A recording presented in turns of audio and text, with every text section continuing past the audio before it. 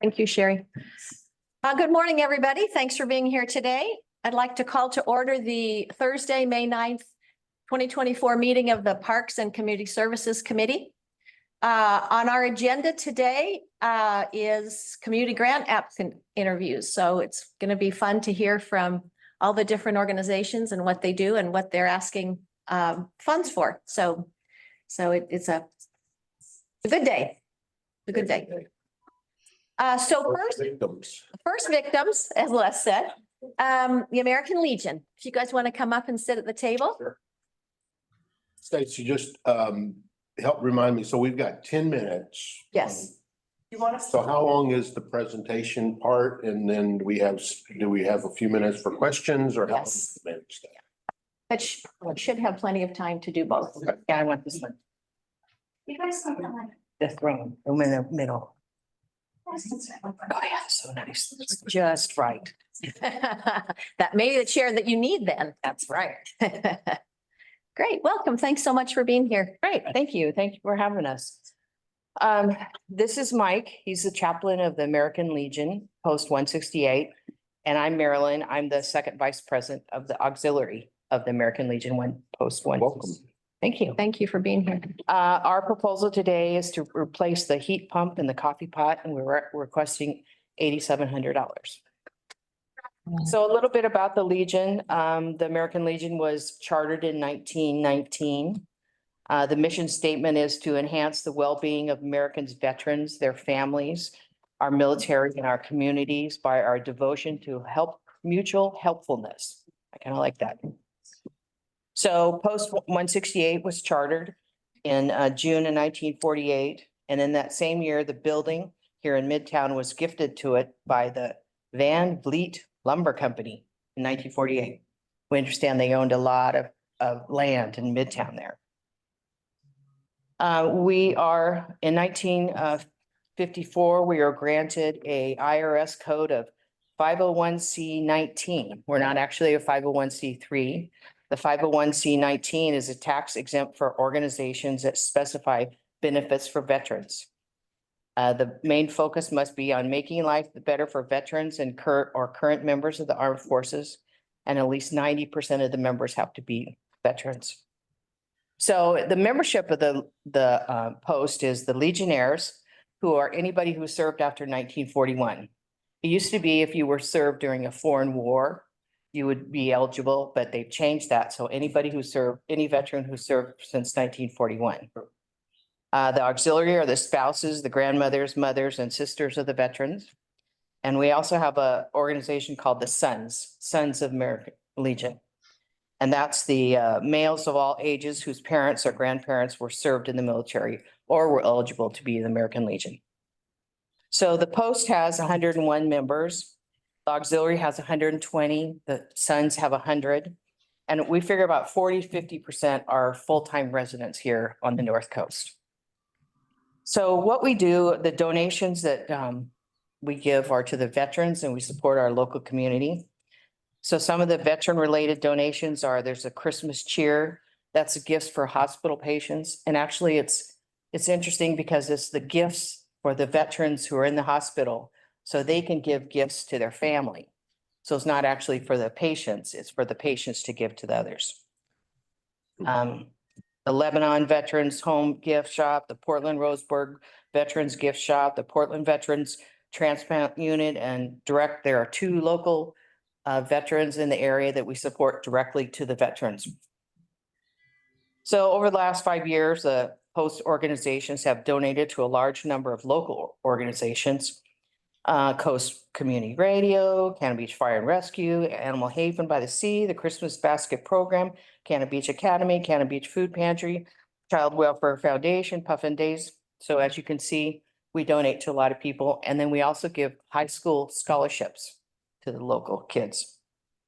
So some of the events that we have been involved in are some of them are post generated or sponsored, or we pass on to other people to be in charge. One is the Christmas baskets. At Christmas time, we give toys and gifts to children in need who live in Cannon Beach. We have a sandcastle breakfast just before the sandcastle, so participants and the locals and visitors can come eat. And the 4th of July parade, where the residents and businesses of Cannon Beach show their love for our country. So either we organized it or we started it. I really couldn't figure out exactly, but I know it's been run by the Legion for a lot of times. And now I think that the chamber has taken it over. Yeah. But we all love the parade. You gotta love Bruce's Candy Kitchen throwing that candy. Oh, and Memorial Day service. Every year on Memorial Day, we have a service. So if you look hard enough, you can see that members of the post donate their time or most or all the nonprofits in Cannon Beach. There are members in the food pantry, the library, the farmers market, the Cannon Beach Arts Association, Cannon Beach History Center, Tollivan Arts Colony. And just like every organization in this town, we all support all the organizations. So some of the things that are coming up in May is, like I said, the Memorial Day service on the First Street Bridge for First Street. We all know where it is. And the flags are presented, there's a prayer, and then the taps are played. And then we have the poppies that are wear the poppies to donate to honor the fallen. I have my little sign here to emphasize the auxiliary. We take donations and the donations go directly to the disabled and hospitalized veterans. And the poppies is from the Flanders Field poem that was from World War I. Also this month, we had a Cinco de Mayo. We have a monthly auxiliary breakfast.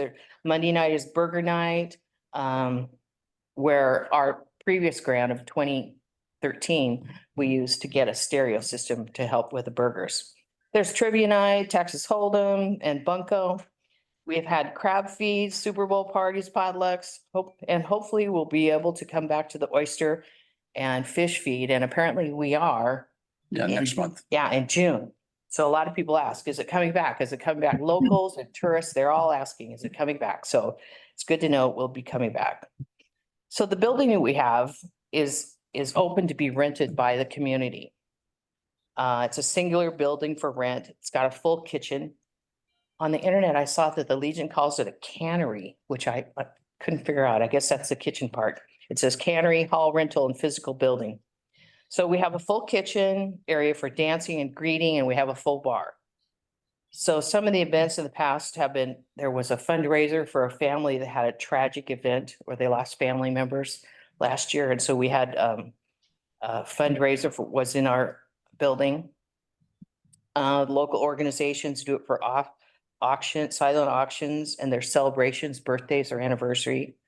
So 3 of the upcoming events at the Legion this month or in the next couple months is there's going to be a retirement party for a UPS driver who's retiring. The Tollivan Arts Colony is doing their pets silent auction there. And somebody's having a 50th wedding reception anniversary. So the grant is for the maintenance of our building. The Post, like every other organization, has been losing members. All civil organizations have been hurt that way. In Oregon, the Legion numbers in 2022 was only about 64% of what they had in 2013. So we're all hurting that way. Obviously, increasing building maintenance costs. We're all hit by COVID, and businesses have got some help to recover that. We had a 50% increase on our insurance cost, and there's new city and county taxes that we need some help on. So to help with this, we increased our prices and we had to reduce our charity contributions from the general fund and cut corners like we all have. However, the maintenance on the old building can no longer be deferred. We need to do maintenance. So recent expensive repairs to the bar refrigerator pointed out the poor condition of the outside equipment. Our heat pump is outside and it's rusted, badly rusted, and needs to be replaced soon. And we also need to replace to the commercial grade coffee pot. The fund request will help address a few of the vital short-term needs. This will give the Post time to prepare for larger expenses while supporting Cannon Beach. In particular, replacement of the heat pump outside will keep the building habitable for events and open as a community event. And the new coffee pot is helping, obviously, in making the coffee for the breakfast. So we're hoping for grant money that will help us to continue to be part of the Cannon Beach Village in the Midtown. And we want to serve our veterans in the community of Cannon Beach. Thank you. Any questions? I have a couple. Oh, good. Well, one was mainly just bookkeeping. I saw, it looked to me like the total request was not 8,700, but actually 97. Yeah.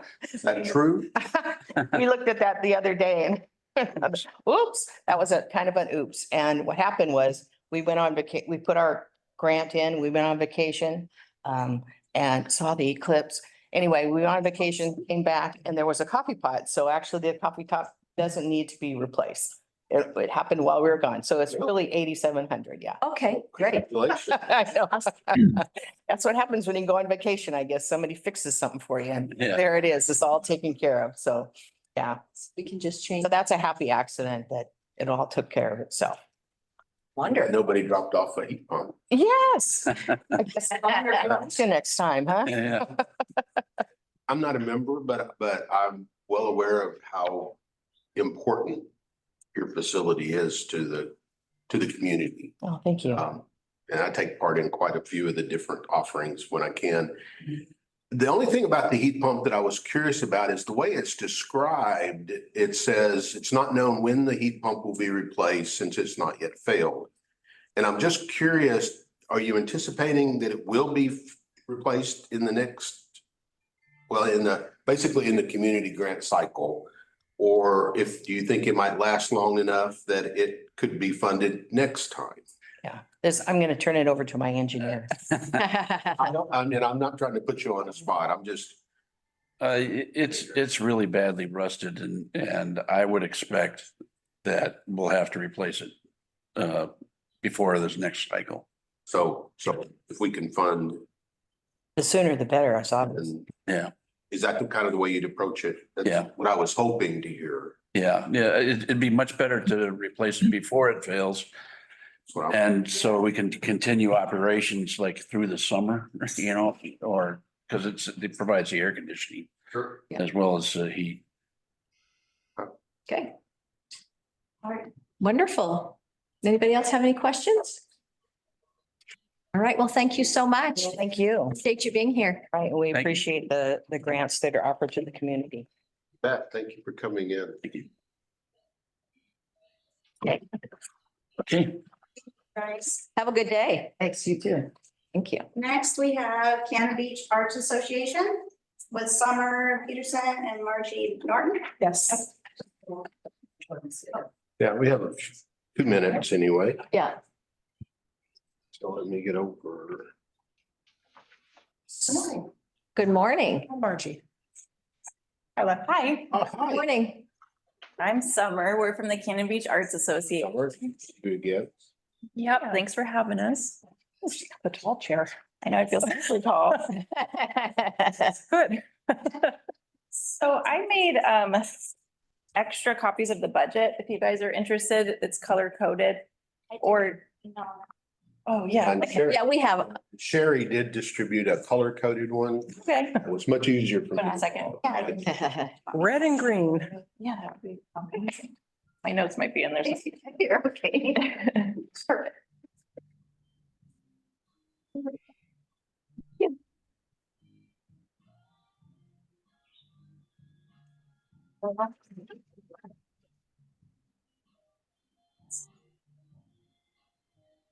okay, All right. yeah, thanks. Okay, so again, we're from the Cannon Beach Arts Association and a little bit of background on us.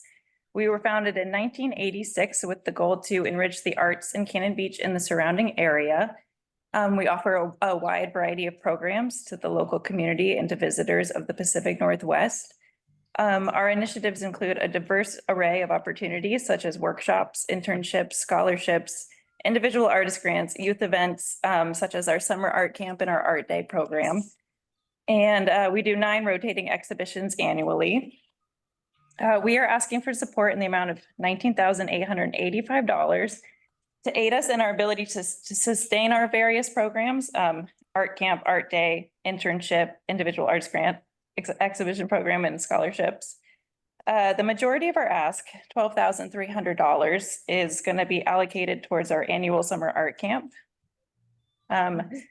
These funds will be used to cover all necessary operational expenses such as our art camp coordinator, assistant, instructors, supplies, rent, marketing, background checks, and venue costs. The primary objective of our camp is to foster creativity, self-expression in the younger generation and provide a supportive environment where every child can explore their artistic potential and connect with one another, as well as learning a new skill. We are asking for support, $3,255 for our rotating exhibition program. This exhibition program plays a vital role in creating opportunities for local and coastal artists with a community of over 150 active artists ranging from 3 to 80 years old. Our retail space serves as a hub where both beginning and professional artists can showcase their work. And financial support is essential for this program so we can continue to offer open exhibitions like open calls and juried shows. And then a percentage of our ask, $2,000, will go towards our individual artist grant program. This program offers a unique opportunity for local artists to be awarded a grant to aid in sustaining their individual studio practice. And then we're asking for $1,280 to be allocated toward our summer internship program. And this is actually, it's not a new program, but we are resuscitating it from the pandemic. And we're going to be in collaboration with the Clatsop Community College to provide a partnership to provide students with a distinctive opportunity to gain valuable work experience in the arts with a nonprofit. And I was actually their intern in 2017. And then I just kept coming back. And then finally they're like, hey, do you want to be the director? And I'm like, yeah, that would be great. Works for me. Yeah, so it's been a while. He's a great example of how it works, I think. And then we are asking for $550 to support our Oregon Art Day program. Each year in April, Oregon Art Day, we organize instructors to go into the Cannon Beach Academy and local Fire Mountain School to teach a workshop to students. And then this is integral so we can reach as many students as possible. Not everyone can make it to our art camp, so this way we're meeting the students where they're at. And then finally, $500 to our high school scholarship program where we award 2 graduating students a scholarship of $250 each to help further their education as they head towards college.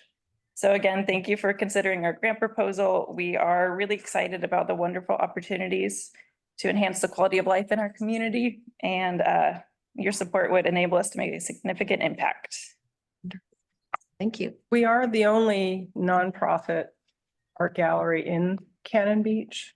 Just wanted, I don't know if you mentioned that. No, I don't think I did. Wonderful. Thank you. Anybody have any questions?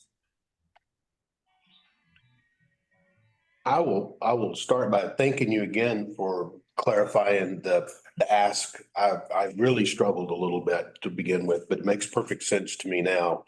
And I was noticing that in 23, you had almost 100 students in summer art camp. Is that Yes. surprising? I mean, is that a big number or is that typical? A portion of them are local students, Clatsop County students, but then a portion are visitors. A lot of people rent an Airbnb or something out here and send their kids to camp while they have fun at the beach.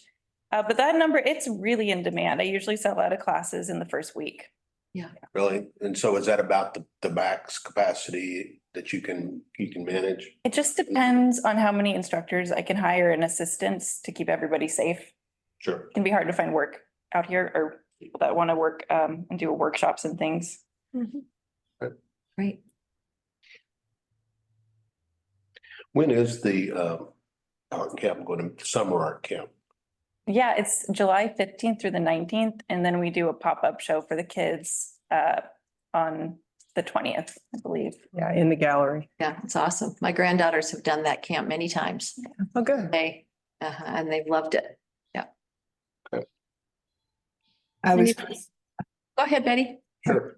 I just wanted to say I was personally involved in the Art Day camp last year. at the high school, at the Seaside High School. It was just a wonderful experience. And Summer was great. She put it on and it was hundreds of kids that day, really, all experiencing art experiences. So it was good. Wonderful. Thank you. Any other questions? Nope. Okay, thank you so much. Appreciate you being here. Your time. Appreciate it.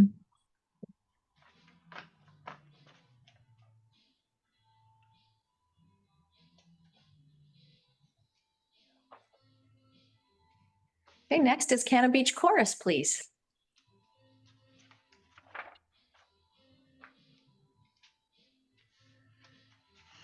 Thank you all for being here today. Couldn't find a bass to come. Yeah, and an alto in the gym. Next time. Anybody sing here?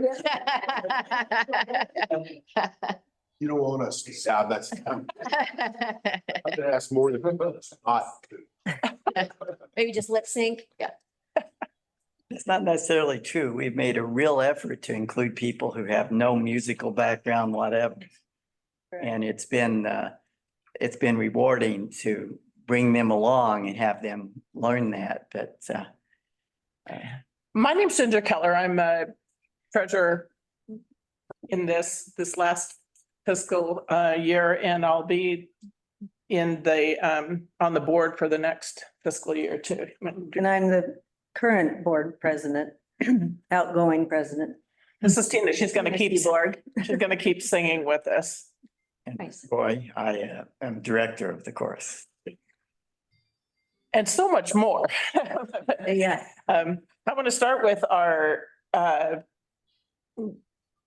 where we are at the beginning for us is to offer the gift of vocal music to delight audiences, provide joy, and importantly, challenge for participants. So we're always growing, and expand awareness and appreciation of the choral arts. So to that end, we have 2 seasons, and we provide performances at the end of the season. So there's a winter series and a spring series. And we do concerts from Tillamook, Nehalem, Cannon Beach, Seaside are our venues. And we also draw singers from those areas as well. We have singers coming from Astoria on down through Tillamook. So we really have a lot of participation, and we're a non-audition chorus. So people who might have sung in high school, but they haven't sung in a while, come sing with us. And so it's an opportunity. I like Roy's description where he says it's a community event where people sing and where we can gather and celebrate our community. What we've done as a chorus, as the group of people that have come together now, Tina resurrected us after COVID and really has pulled a different group of people together. It's a similar, we're growing in number, but also in diversity. And really, we've looked at a vision maybe that has to do more with inclusion and diversity than previously. When I first joined the chorus a little over a year ago, I told my kids, it's all gray-haired white people. That's fine. That's, I'm comfortable singing with that group, but really we want to be different. We want to reflect the community. So we've really done really worked at outreach and inclusivity as we've sung our music. And I don't know what the things that when you do things that bring you passion, that you're passionate about it, it just has such a good feel to it. But if you can also do that, which singing does for me, and increase inclusivity, it's pretty powerful. What we're asking for are things that we do a lot of our own fundraising, and we're pretty successful at that. We specifically fundraise for a scholarship that we provide every year to high school seniors. And I'll let Roy talk to what we've done this year to that. But we also do fundraising through the year. We do send out notices and ask people in the community for that. So to support us. So we do some fundraising. And we'd like to we do fundraising within the course. For example, we do require a $50, we have a membership fee of $50 for each dues for each season that we sing. But we want people to be able to come who maybe don't have that $50 to sing with us. And we have done that, but it's been discrete contributions from the choir saying, we want this person to sing, I'll pay for their dues, let me pay for their dues. We don't have requirements for, we provide uniforms for the women, black dresses and shawls. But men are required to wear black pants and shirts, and that may not seem that much unless you don't have that, and then that's a hurdle. And so we've had our choir members who have taken upon themselves to provide performance wear for some members who couldn't afford that for themselves. So we've done that internally, and we'd really like to make that that's part of our request, is to help us with those expenses. And we have a budget for music, and I want to be very thankful that in our grant last year, we had $700 for music, which we spent. Roy does an amazing job. Did anybody go to the concert? I have to apologize. I had every intention and couldn't make it, but I regret not making the one. It's so thoughtful, and he finds music that it's fun to sing. It's fun to listen to. It's thematic. It's really fun to have somebody that's so intentional in the designing the programs that they have. And we had to have a donation to Matt. We spent more money than we asked for last year. So we increased the amount that we've asked, but we were able to meet it with a donation last year, but we'd like to be able to, we're asking for an increase in the amount of money that we're spending on music. Yeah. I think you all have the budget. The other thing that we asked for last year, and we're asking again, is for publicity. And we've been creative with what we've done. We found things that work for us, and we have some ideas about different things that we might want to do. We have a goodly amount of people attending the concert. I said in here from 30 to 100. Well, that depends on the venue a lot. We had closer to 30 when in our Tillamook concert. We had closer to 100 in the Cannon Beach concert. Seaside was well attended. But we found some ways to really get the word out, and both for people to attend the concert and for people who, well, actually, they're very much linked, because many of our new members come from people who came to the concert, and now they're interested in singing with us. So those things go together, but we do want people to come to the concerts to learn about us. So that takes a lot of not necessarily advertising, because we're not advertising in newspapers, but we have upkeep. We do professional photography and have upkeep on our website, and Storage vent. yeah, to keep our materials together. One of the I think it's brilliant. I keep talking about it. It wasn't my idea. It was one of these two that came up with the idea that you make business cards and have on the business card, what is the website? How do you get to it? because as you're talking to people, they want to know about it. It's so easy to hand a business card, which also had the dates of the concerts on it, and it has the link to the web page, and because it's easy to say, well, just go to the web page, but you know, that might be easier for some people than others to do that. So pretty innovative ways of publicizing what the choir does. Okay, that's me rambling on. Did you want to add anything, Tina? Well, I mostly wrote about how we used last year's monies. And for the publicity, we have found other ways that we didn't, or other avenues at Tillamook. We were very well received, and they were so excited and came and told us about other local publications that we should be posting our information in. So yeah, we're always learning about new places we can advertise without spending money.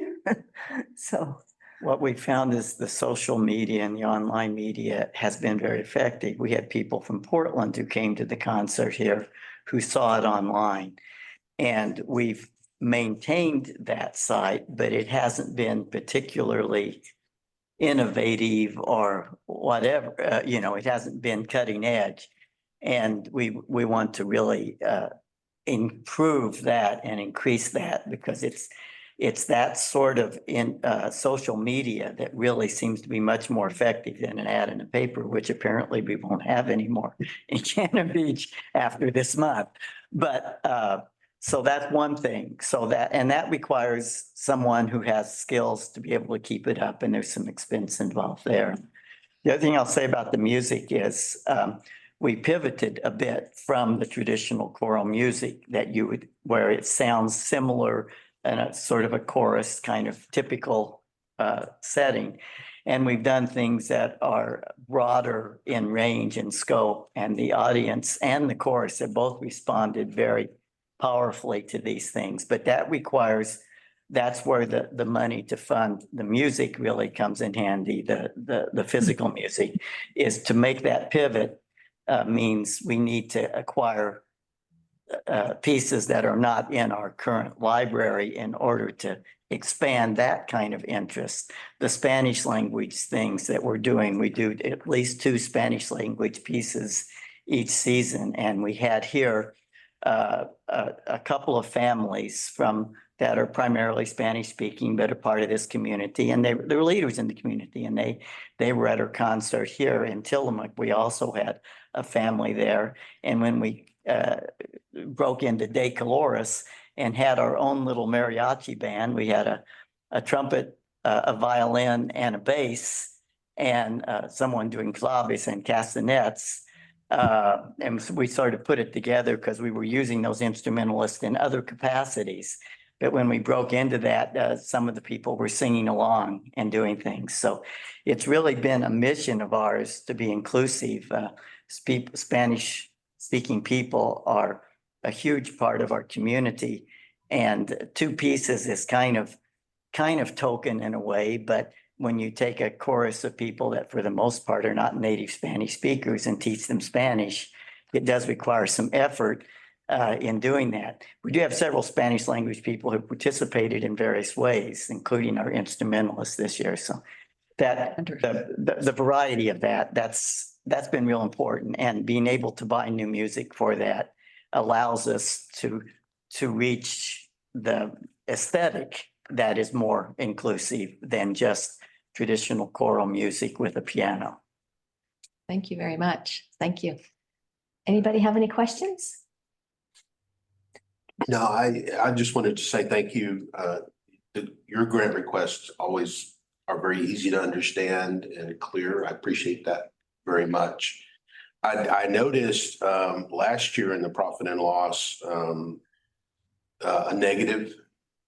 And I think you kind of explained what you did to try to counteract, that shortfall.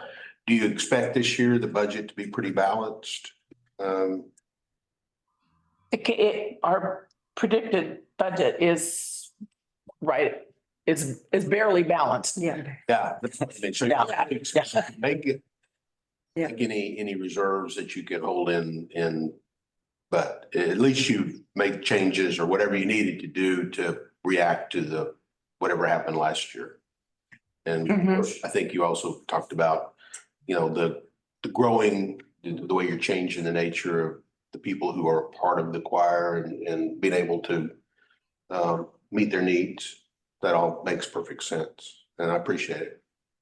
For me, it's been a struggle between charging admission to concerts and making it accessible to everyone who wants to come. And we're going to be having further discussions this year as to how do we achieve that, still get the funds from it, which are necessary for us to balance the books, but not have people wanting to come who can't afford to. How do we do that in a discreet, caring way? I also have an idea that has been explored in prior years of really reaching out to the business community in Cannon Beach, which was very successful in the past. And we really haven't done much of that in the last couple of years. So we have some new members and new people on the board that are pretty excited about that. So Like a sponsor for a particular, okay. yeah, well, no, not necessarily. Well, that's an idea. It's a great idea. You want to be on the board? We're always looking for great ideas. Yeah, that's a great idea that sponsor that, but for sponsorship, but just to say, would you like to be one of our sponsors for Cannon Beach for us? And there's acknowledgements, we send out letters, we send tickets out to people who were corporate sponsors. Corporate's a pretty fancy term for the business owners and Small business owners in Cannon Beach, but yeah. We'll get their logos on our website. Yeah. Yeah.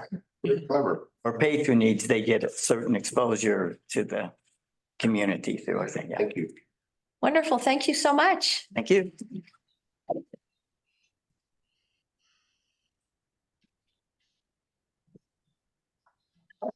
Okay. Person.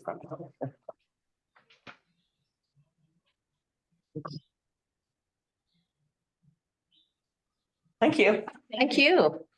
So Cannon Beach History Center and Museum, Liz and Zoe.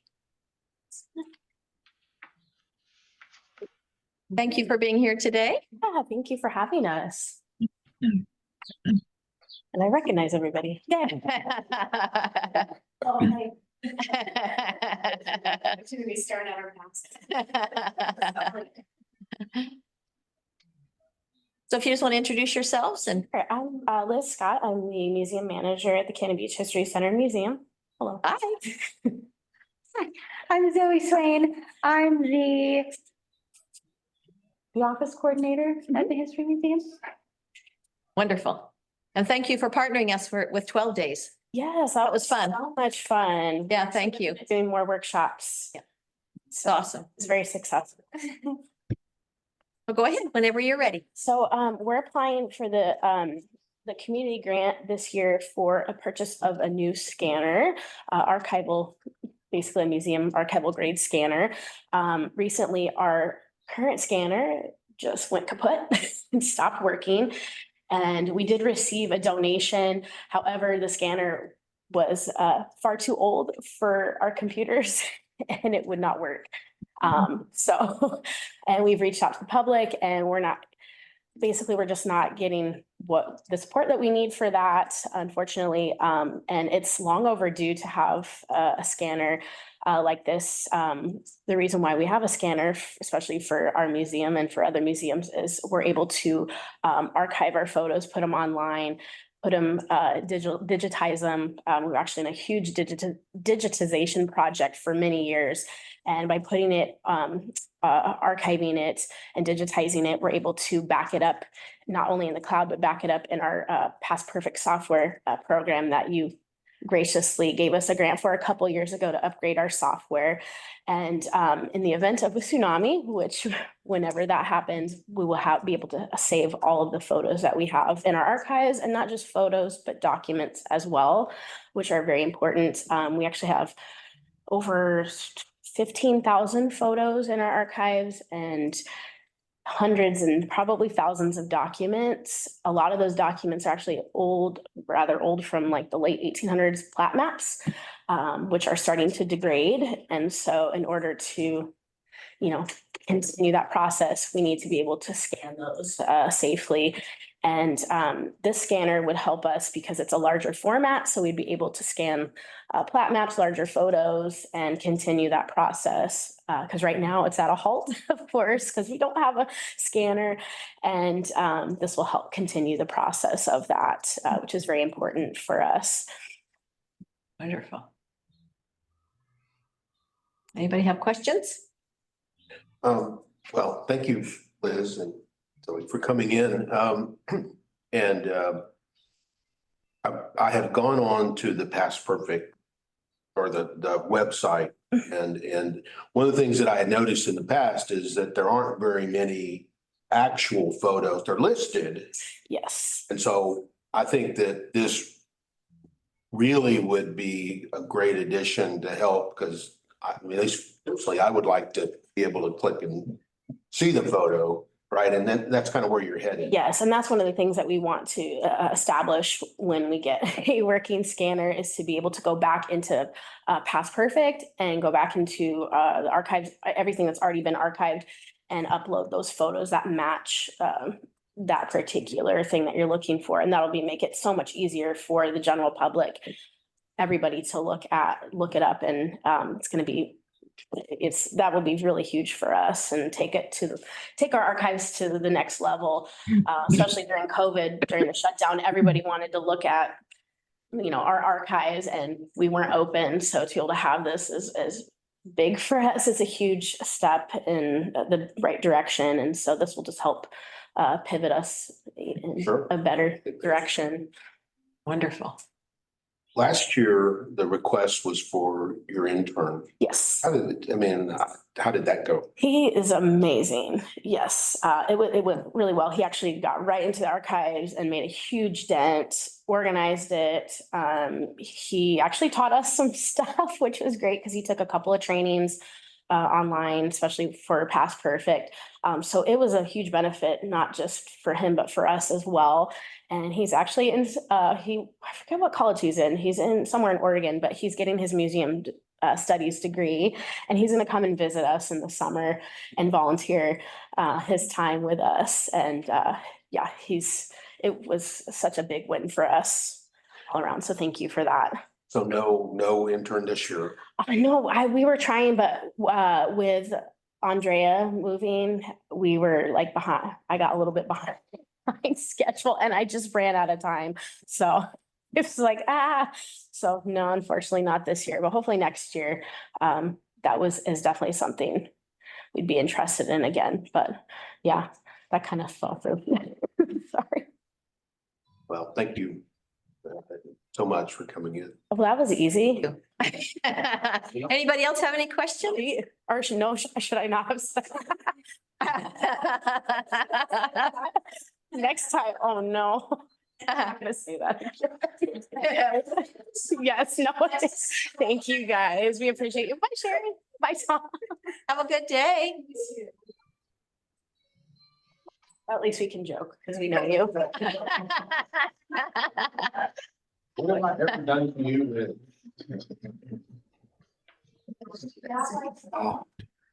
Okay, next we have Class of CASA. Good morning. Hi, good morning, everybody. Thank you for coming in. Yeah, absolutely. I think I've always made it in person, even 1 year post-COVID. I think we had to do Zoom maybe 1 year and then we just like it better. So Thanks. We appreciate you coming. yeah. All right, so most of you guys are familiar with me. Those that don't know me, I'm the director of the CASA program. My name's Nikisha. So first I'll just start off by saying thank you guys for last year's grant. You guys provided about 30% of the funding for our fall training. We started out with 10 participants and we had 2 Cannon Beach residents this year, which was really exciting. So kind of shows some of the South County outreach. It's taken some time, but we are starting to generate some volunteers from this direction up. Of the 10, 2 were able to be sworn in. A handful were students who wasn't of the legal age. They were doing it for kind of public education, social service, sort of, gearing in their studies, which is good because part of our mission is also to provide community education. So we invite anyone to attend the training with no commitment. 2 of those individuals were sworn in. They're able to serve 3 additional children, so they were able to rise up our service levels. And they're doing really great. So that's always fun. So just a little update there. This year's request was a little bit higher than what we normally request of you guys. I just wanted to be bold, and I'll be totally honest. When I submitted the grant, I was kind of still working on our budget because I was crunching numbers and hoping that the reality wasn't as daunting as it had looked. And so I'll just be forthcoming and say we lost about $129,000 from Victim of Crimes federal funding, and the state declined to do an increase this year. Measure 110 had a significant impact on how victims of crime were funded. I think a lot of people put hats in the bag thinking this sounds really great, not really thinking about how the impact of decriminalization would trickle down a few years later. We had worked really hard to become non-competitive and to be built into that funding cycle. And so it was a huge disappointment to our entire network. Across the state, CASA lost about $1.5 million. So we are looking at a bit of a deficit for next year. A little over 40,000, to be honest. I do feel confident that I'll be able to raise that. We do have some reserves, but our big goal is hopefully we can continue to lobby with the state that they would, make right some of the loopholes in some of the legislation changes that kind of continue to happen. We serve a subset of the population. We serve children of those that are addicted and experiencing houselessness. And so our services really do work to break those cycles and to prevent people from entering, those same patterns later. So my hope is that children will, gain their rightful place and being a part of that conversation. So anyhow, off of my soapbox, I just wanted to let you guys know that. And it's good just to let the community know, because a lot of people didn't realize how vast that impact was. I had no idea. We know what the articles say and kind of that end of it, but there's a much broader depth as well. And so this year we asked for partial funding to support our next volunteer training, which we will hold in the fall once again. We're currently holding a spring training in Seaside at the library, hoping to just kind of, increase visibility, hopefully create some good conversations. I met with Senator Weber last week to just kind of say, hey, we would love to expand all the way up into Tillamook even. I know their program has had some struggles. So if people want to volunteer and would like to come our direction, we're just really trying to be visible and break out of like all the Zoom boxes and all the virtual spaces that we can. So we've already done 2 kids fairs this year. We've done a lot of outreach, we've done articles, and then we're doing an 8-week training at the library. And so hopefully we'll be currently recruiting, and we will continue to recruit all the way up till that fall training class. The second part of the funding is I asked for partial support to support our program manager, who is a part of the Clatsop County Family Treatment Court team. And so this was something that we had a big role in creating prior to COVID. COVID, kind of disbanded it. We just started it back up again. I want to say end of 2022, maybe beginning 2023, to where we've had 4 successful participants with over 400 days clean. The family treatment court is different than drug court, so it's voluntary, and it's for people who's had their children removed due to, abuse or neglect. Most of the time, it's symptoms of their addiction. And so the treatment court team meets weekly with the whole family. And so CASA will often transport the children to where they get extra time with their moms and dads.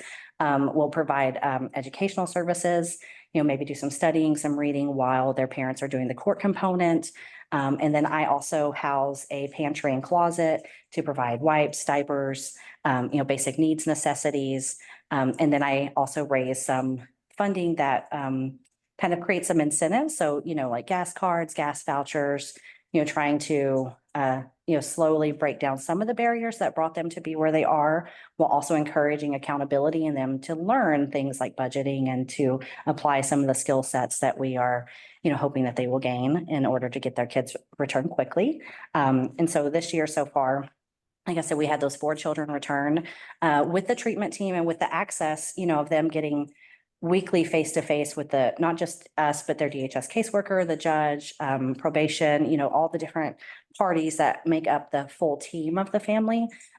Kids are able to return sometimes as quickly as within 3 to 6 months. Housing is a big component of that. And so we are a big part of the kind of the Iron Tribe, families that are in Gearhart. I don't know if you guys are aware of that house, but it's like a transitional housing place that has a house manager, some accountability, much different than some of the other facilities that have started that have not proven to be safe for children.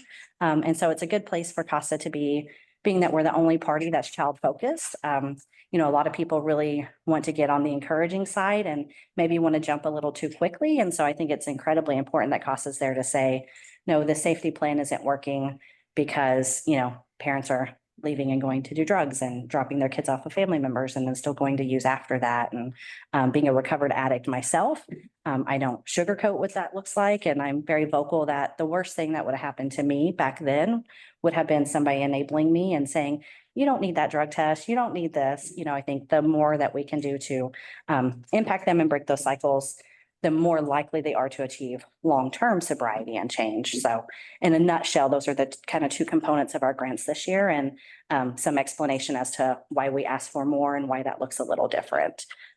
We even got rid of the office manager. I've absorbed, as many duties as I can, trying to just be smart there. And sometimes 2 strong people at full time can accomplish more than 5 not so strong at part-time. So we're trying it out this year to see how that works. Wonderful. Thank you. I've always appreciated, well, maybe that's not the right word. It's always disappointed me how many children are negatively affected in this county, and and the percentage that you're able to help is always, there's always more. Yeah. And I really feel badly about that, I guess is the word. Yeah, we've seen a big shift in demographics, for quite a while. The bulk of foster care was kind of made up of that 12 to 16 range, the older youth who are in school and having access to teachers, or crossover youth who maybe have some juvenile involvement. But the fentanyl crisis has really shooken a lot of things up. And our largest population is the ages 0 to 5 right now, which they really don't have a voice. Their needs are minimized because they're smaller people. And so CASA is just still here to say, actually, they're more vulnerable because they have the biggest chance to break these cycles and to find a loving home if their families can achieve, healthy sobriety within a couple years. Far too often in other counties, I've seen, where they don't have a strong CASA program, where a little one comes in at 2 years old, heavily drug affected, a foster family will put love in, do all the medical appointments, help with the rehabilitation.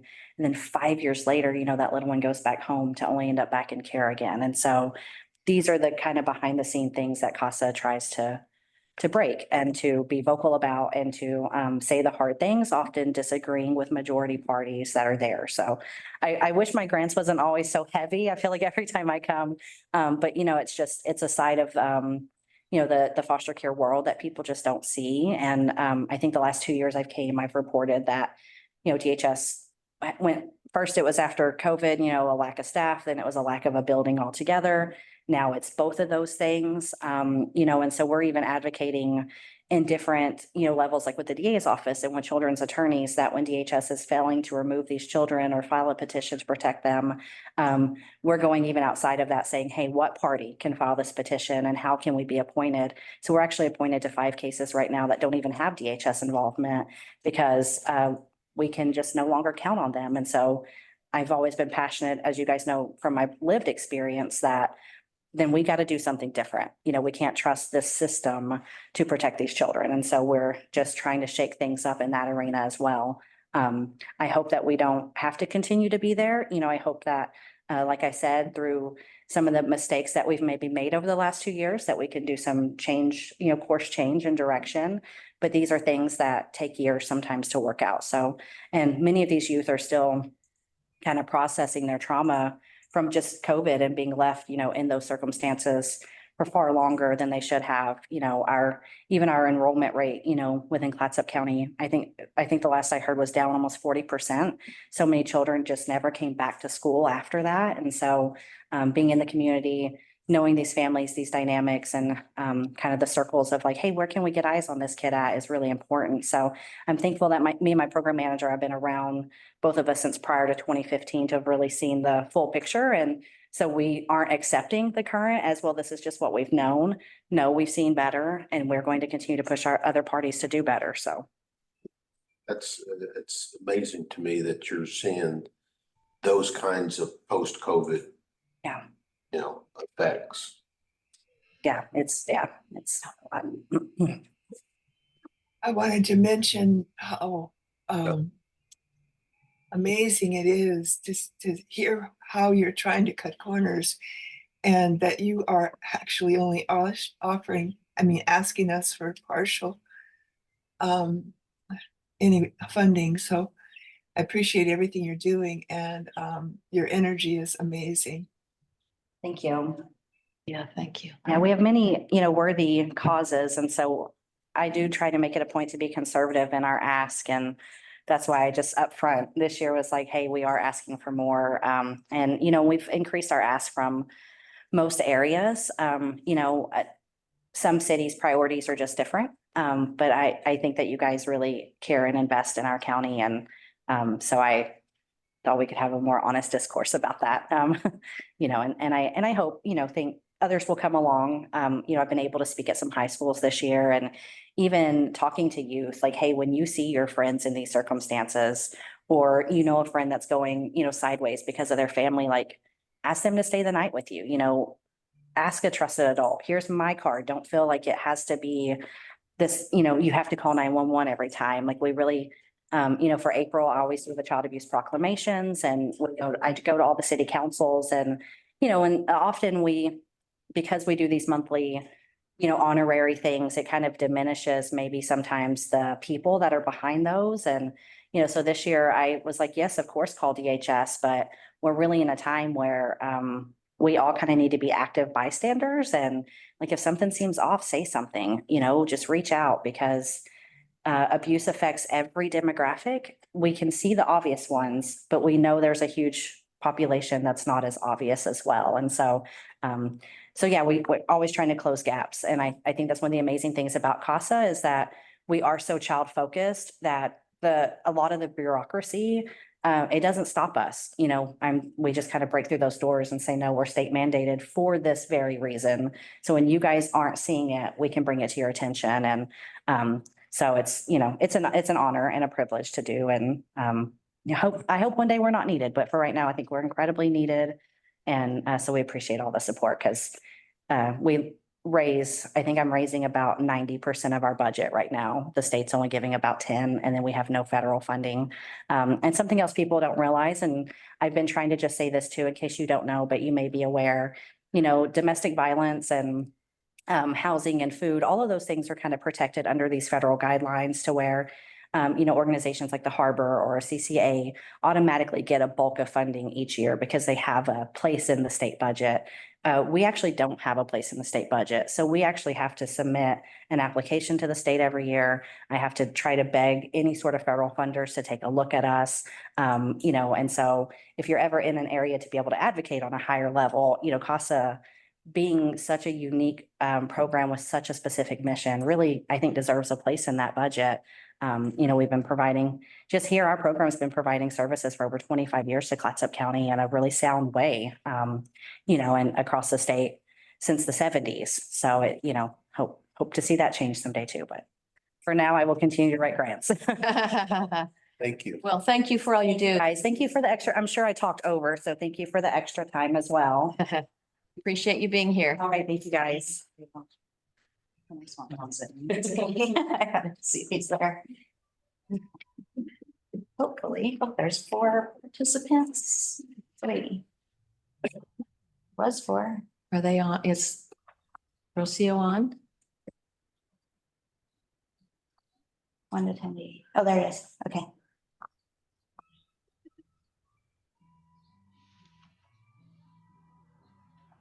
I'm gonna promote. How to talk.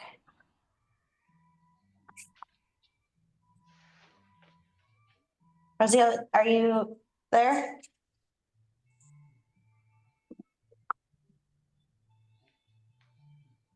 says he's on.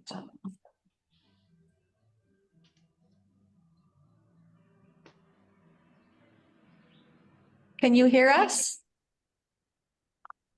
Yes, can you hear me? Yes, you are. Great, thank you. Welcome. Hi, thanks guys for allowing me to join in through Zoom. Of course, it's nice to have you. Thank you. Okay, well, my name is Rocio Lizárraga Simmons, and I'm the interim program director at El Centro Northwest. And well, I applied for a community grant with the city of Cannon Beach to help us with our second annual Hispanic Heritage Celebration this September. And I know you had some questions. Do you want me to elaborate on, like, describe what we're planning on doing, and then have you ask questions at the end? Sure, that'd be great. Thank you. Okay, thank you. So as you are aware, the city of Cannon Beach has allowed the Hispanic Soccer League to play games there every summer, every Wednesday night, every Wednesday evening. And they've been doing this for a long time. And last year, we decided to collaborate with them and help them with, like, the process of providing insurance and stuff to be able to play. And we decided that it would be fun to have, like, in honor of Hispanic Heritage Month, we decided to do a celebration there. And so we, on I think it was the last game they had there last September, we brought mariachi and a group of, our own folklorico dance group dance there, and we sold food, and it was really fun. It was very well attended, and we sold out on most of the food, and we were able to raise funds for the organization. And so this year we want to do it again, because they all, like, the Cannon Beach Hispanic community really wants us to do it again. So we thought it would be fun. And so that's why we decided to write a grant to the city of Cannon Beach to help support the expenses of this event. Great. Anybody have any questions? So last year was the first year. Can you hear me? Yes, I do. Yes. Okay. Yes, I can hear you. Thank you. So last year was the first year that an event was held out at the park, I believe. Correct. How did the expenses for last year compare to the ask for this year for that event? About the same. Last year, though, we had donation from Oregon Health Authority to pay for the mariachi. And then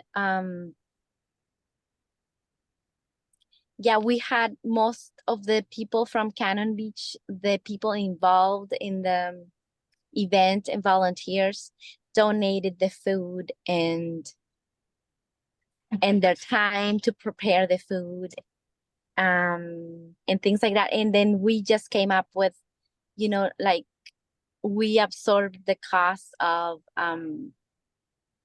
advertising for it and managing the project and the insurance. And what else? And all the dresses and stuff. We had gotten a grant before from the Cultural Coalition, and we bought some of the dresses with that money for the folklorico dance. Okay. I think I understood that the grant that you got from the Cannon Beach Community Grant Program also went toward the dance costumes last year. Would that be? Yes, that's correct. Some of that also went to dance costumes. Okay. Okay. So there's not any need for additional costumes. Some of the other things that your organization, I remember had to do with, like income tax help for, Hispanic community members, that your organization does more than just have parties, I think. Can you Yes, can you tell me a little bit more about the other things that as a group you offer to the community? the organization does. Yes. Okay, so we offer free tax preparation assistance. Mhm. And then we have the folklorico group, which is an after school group where we teach dance and this cultural tradition, which is very important to us. And we are right now in the process of starting to help people fill out Oregon Health Plan applications with the Oregon Health Authority. And then in September, we're starting literacy classes for adults that so they can receive classes to get their GED. Okay. Right. We also help with other things, like people come in for notary letters, translation of documents, or things they need to deal with their landlord. Just general information and referral to other resources in the community. Okay. Was your organization able to get a permanent facility, an office? And Yes. where is it? Yes, so we just moved into our office on February 20th, and it's located in Seaside, right by Domino's Pizza, across from Safeway. Oh, okay. Thank you. Great. All right. Yeah. Wonderful. Yeah, that's all the questions I've got. Thank you very much. Yes, thank Yeah. you. Does anybody else have any questions? No? All right. No. Well, thank you so much for your time. Thank you guys for allowing me to zoom in, and have a great day. Appreciate you. Thank you. Bye. Bye-bye.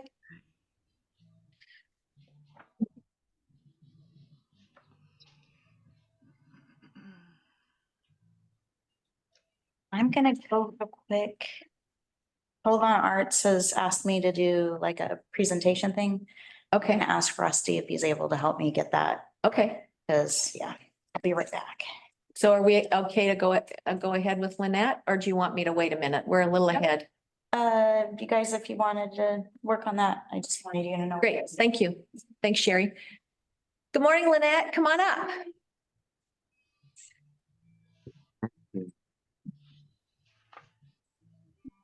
Sit. Sure. How are you today? Good. So we have Betty Guerin and Anita Duber on Zoom. It's a little weird. Camera.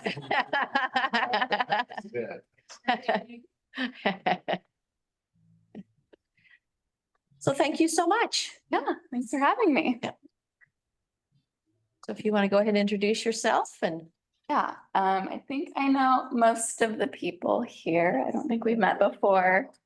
Hi, I'm Lynette Villagomez. I'm the Community Programs Director with North Coast Land Conservancy. We're a nonprofit land trust, essentially a conservation organization that operates from the Columbia River to about Siletz Bay and on the west side of the Coast Range.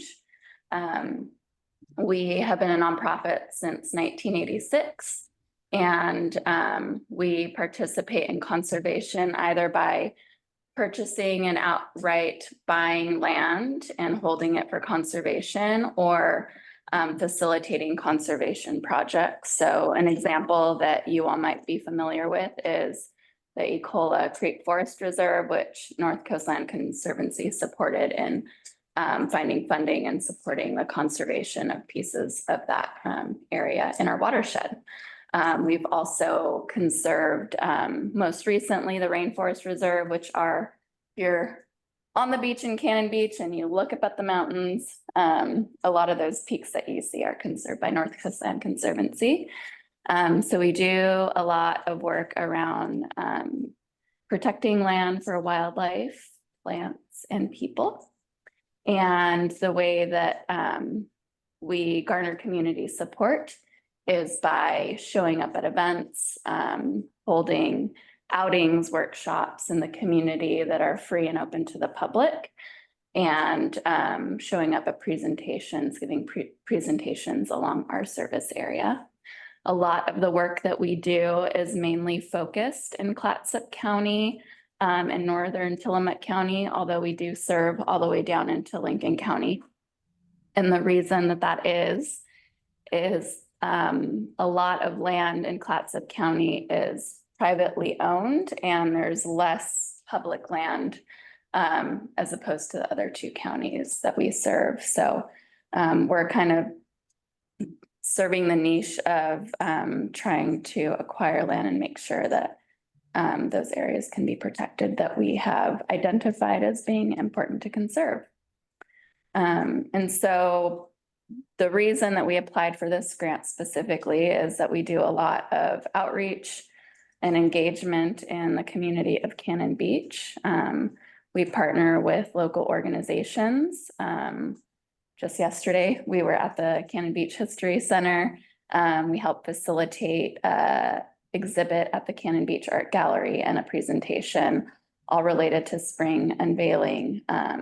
And it's to grow awareness about the Marine Reserve in our area.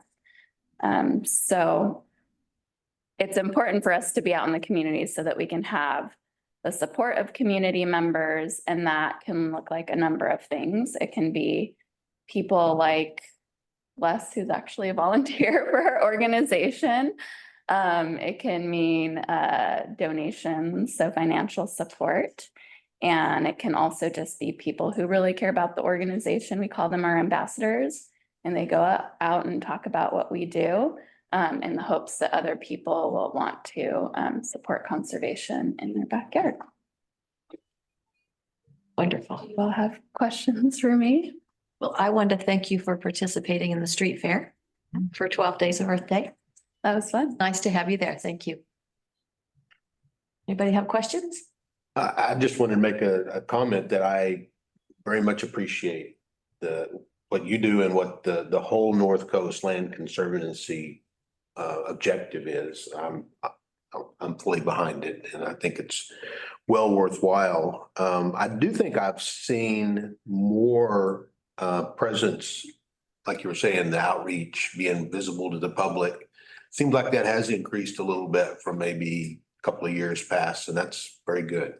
Yeah, as a result of the pandemic, we used to do a lot of community outreach. I've been with the organization for 10 years. A lot of what I have done is the outreach work, and then the pandemic kind of put a stall to all of that. And then there was some work around like kind of creating the normal programming that we used to have. And it felt a little challenging for like the first 2 or 3 years. And I feel like we've really been able to ramp that up more. We've also increased some of our staffing capacity, which has been really helpful too. And then I failed to mention that we also have a Marine Reserve program. We adopted that in 2022, and that was a friends group that was looking for support and expanded capacity to grow awareness about our northernmost Marine Reserve, Cape Falcon Marine Reserve. So we support that program, but it's also integrated into the community outreach that we do. So we have a presence both on the land, and we're trying to connect people to our oceans, because Oregon, in fact, does not end at the ocean. It is 3 miles out. So it's all connected, and we want to make sure that people know. And that program has also allowed us to do more expanded engagement with our community members. So my understanding is that when the new Circle Creek facility is ready, the office will actually be moving out there. You looking forward to that? Yeah, we are really looking forward to that. I was just there yesterday and every time I go there, I can envision more and more of the expanded programming that we can have, which is very exciting. One of the next things that we want to do is to start building relationships with local schools and teachers specifically, so that students can go out to Circle Creek and engage That'd be great. with the property, and there will be expanded facilities. So that'll allow for like a full day field trip and restrooms and places to eat and all that. Yeah, but we will still continue to provide community engagement and programming throughout our service area. So it will continue to happen here in Cannon Beach, and there's a lot of support here, and there are a lot of events that we get to participate in. So it feels like a good place to continue to invest in. Thank you. Yes, wonderful. I wanted to also mention that you've said you're willing to help us with our ECFR. We're going to be working on creating educational programming for that area, and also your help in us acquiring it. So it's been such an integral part of our amazing water supply and being able to protect that land. So thank you for what you did and what you are continuing to do for us. Appreciate it. Thank you. Yes, I feel very lucky to live in the community of Cannon Beach and have a community forest. I personally think everyone should have that in their community for just the sake of having a connection to conservation and then also the protection of our forests and watersheds. So it's a pretty unique thing to have as a community member in a community. Yeah, we're lucky. I agree. Yeah, we're lucky. Okay, any more questions for Lynette? Thank you. Thank you for your time. Yeah. Thanks for all you guys do. Yeah, thanks for supporting us. Thank you. Have a good one. Thank you too. Hope you get to get outside. It's beautiful. It's amazing. Found a haystack rock like moments ago. I think I left my Thank you. phone sitting here. And every community has their own forest. Oh, you got it. Good. Wouldn't that be wonderful? Thank you again for being here. I think it would be wonderful. Yeah, would be great. Where I'm from, every tree was planted by somebody and has to be watered or it doesn't live. So it'll be hard to have a forest. A lot of work. How are we doing on time? We're doing great. So North Coast Food Web, come on up. Hey, hi. Hi there. How are y'all doing? How are you? Good, good, good. It was a lovely drive over. Amazing. Really Yeah. nice out there. It is. Yeah, and I'm actually in Warrenton, so just get the fun parts with the forest and stuff coming over. So anyway, it was lovely. Thanks for having us. Thanks for being here. So we were coming to you again, asking for a $5,000 grant this year, and we're framing it in terms of general support because so many of our programs are kind of interrelated with each other, but our focus is on food access. What's your name? Oh, sorry. I- Sorry, Jana Ludwig. I'm the Thank executive you. director of North Coast Food. Sorry. Yeah, so we're focused, as always, food access is kind of the big theme of what we do. And, access means two things. One is just people being able to get local food, which is sometimes hard. And it's harder during the winter months when all of our farmers markets close in our various towns, and we're the farmers market that stays open year round. And it also means access for folks who are lower income in our community. And there's another piece to it as well. And I want to use that to kind of, segue into, we were sent a question ahead of time, so be a little more specific about what we're contributing to Cannon Beach. And so one of the things that I also want to say that I don't think we said in our application, or I don't think I said last year when I was here, is that there's a piece to what we do that's really about like disaster preparedness. I think a lot of folks remember when we got sort of cut off from the supply chains in 2020. You may have heard me refer to this a little flippantly as the great toilet paper debacle of 2020, when suddenly there was just no food on the shelves. And I think that was a wake-up call for a lot of us about just how fragile the food system is. And so one of the things that we took to heart from that is that we really need to be working, not just having our market, which is very nice and it gives people access to food year round, but also really thinking about the infrastructure that we have on the coast. If 26 gets closed off, where is Cannon Beach's food going to come from? And so we're working on being part of an answer to that. And so we think of access not only being, can you get local food? Can you afford local food? But also, if things melted down, would we still be able to get local food? And so that's one of the pieces that I guess I want to highlight that is long-term, and it's not city-specific for any of us. I mean, it's one of those things where really having like a robust region is what our focus is on and what we're trying to do.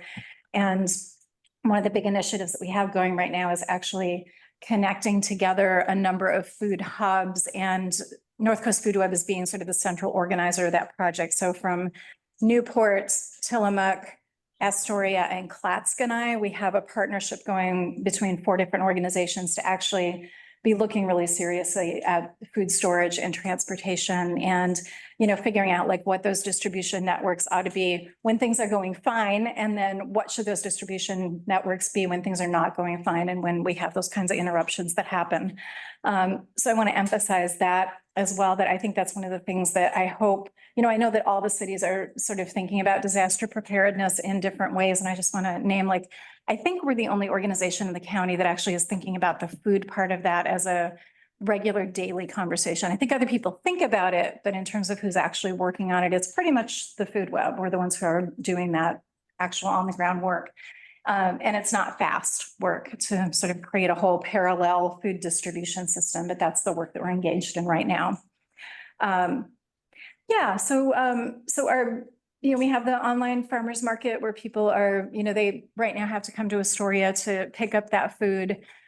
We also have our business incubation program and producer support program. And between those programs, we figure about 5% of our overall constituents are actual Cannon Beach residents. And so it's not a super high number. We're a little bit far away for people to do a weekly order, but we do have market customers occasionally. And more of folks from Cannon Beach are using our other services where, they're trying to start a food business. They don't know how to navigate ODA. They call us, we help them with that process so they're able to kind of get their food business off the ground.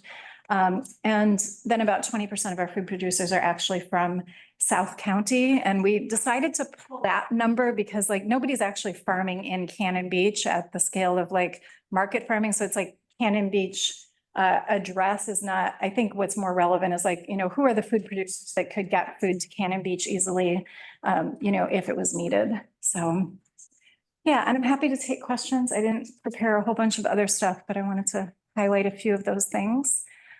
What can I tell you about us? Do you have any questions? Oh, of course I do. I knew you would. I looked at you. Somebody else. Why don't you start us off? I have been fascinated watching Northwest Food Web over the last several years, and it seems like each year it morphs right from year to year. I think the first year it was about a truck that would actually be able to deliver food, to people who could not come in and pick it up. And it kind of sounds like that niche still hasn't been connected. Yeah, we actually had a contract signed with Slurpalicious, who was a delivery company, to be picking our delivery up. And then they folded 10 days before that program was going to start. So we put a bunch of work into redeveloping that program. The reason why we were working with somebody who does it professionally is we don't own that truck. In our current location, we don't have a place to put a truck. So we're in a big process right now around infrastructure development. And so we're doing facilities needs assessment, we want to be in a location where we could actually own a truck and be picking that up and doing it ourselves, but we just don't have the capacity right now to be, renting a truck or insuring individual vehicles or dealing with all the liability. So we don't really have the bandwidth to be doing direct to consumer delivery right now, unfortunately. So I do know that was one of the things that we talked about. Yeah, I mean, With you, yeah. There's nothing about what my appreciation of what Mhm. Cannon Beach's community grant program is about that says things have to be Cannon Beach centric. Mhm. No, I don't believe we believe that at all. But when I think about it, like you said, we don't have a lot of farming here. So the one side that where you're trying to support local supply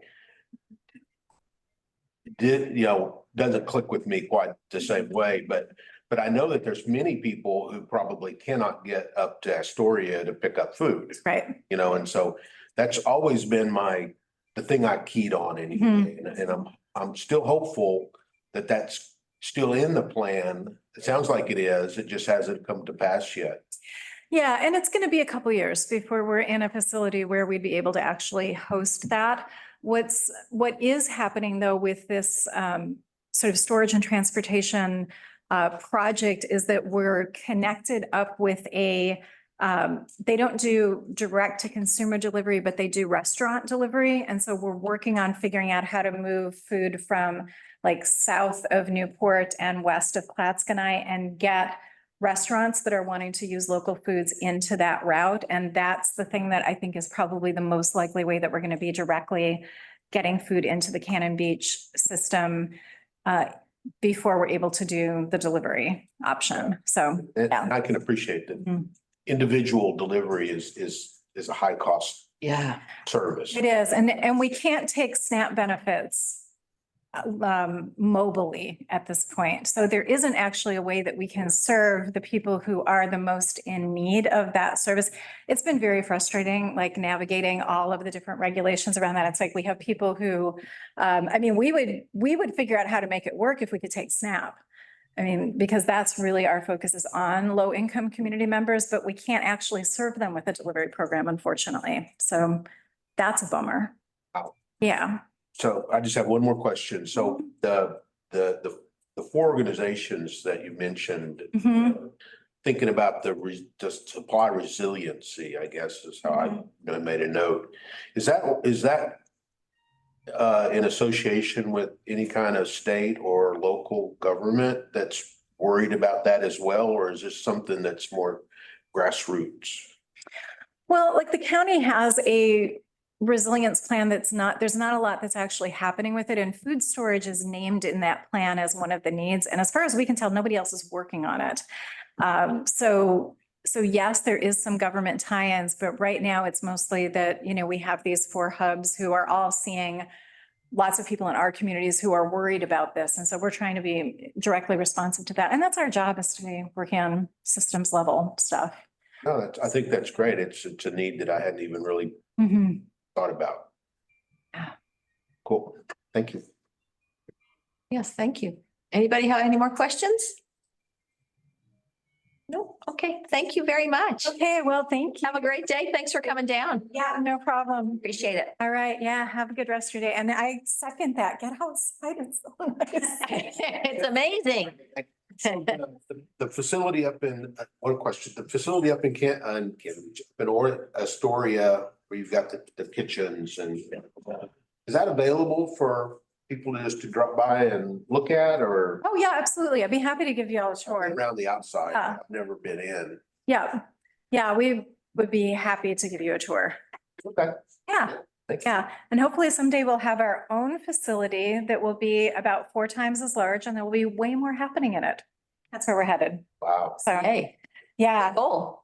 big goal. Yeah. Yeah. I mean, we'd like to basically triple the food storage capacity for the county. That's our goal. So, yeah. All right, great. Thank you. Thank you. Yep, no problem. Sherry, is Restoration House on? Yes. Okay. I'm about ready to. Oh, we did 10:40, so yeah, we've just been clicking along. Gonna promote. Now, All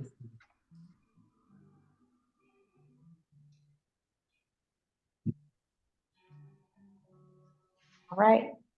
Is Bradford on? Looks like I have you, but you're muted. I'm not muted anymore and. Morning, thanks for being here. Hey. I appreciate the opportunity to not only put an application in, but to actually present. We appreciate you taking the time to do that. So And look at you guys, you're ahead of schedule. it's a good thing. Yeah, very good thing.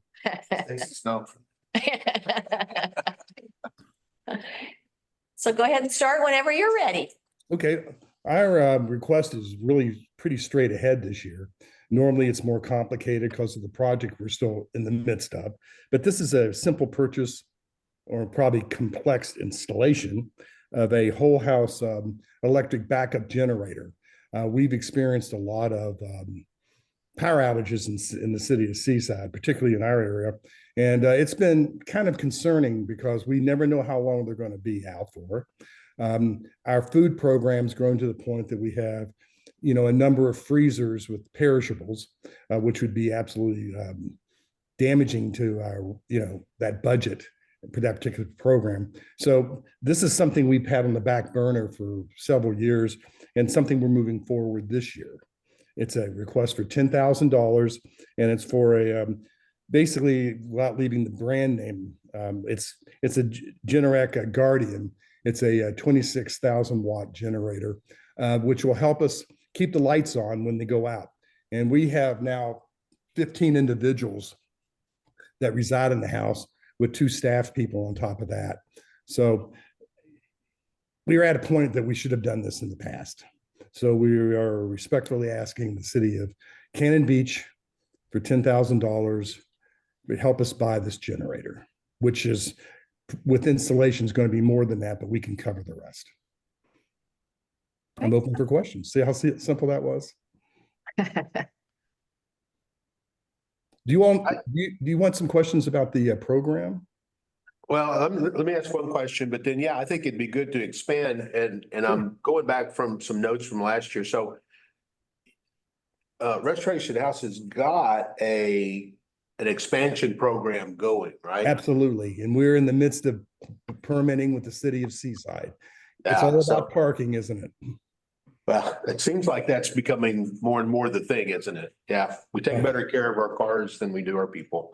Well, my question was, this seems like a fair, I mean, the need is very understandable, but I wondered if it wasn't a kind of a short-term need and if part of the expansion didn't already take into the count the need for power or we're going to have to redo later.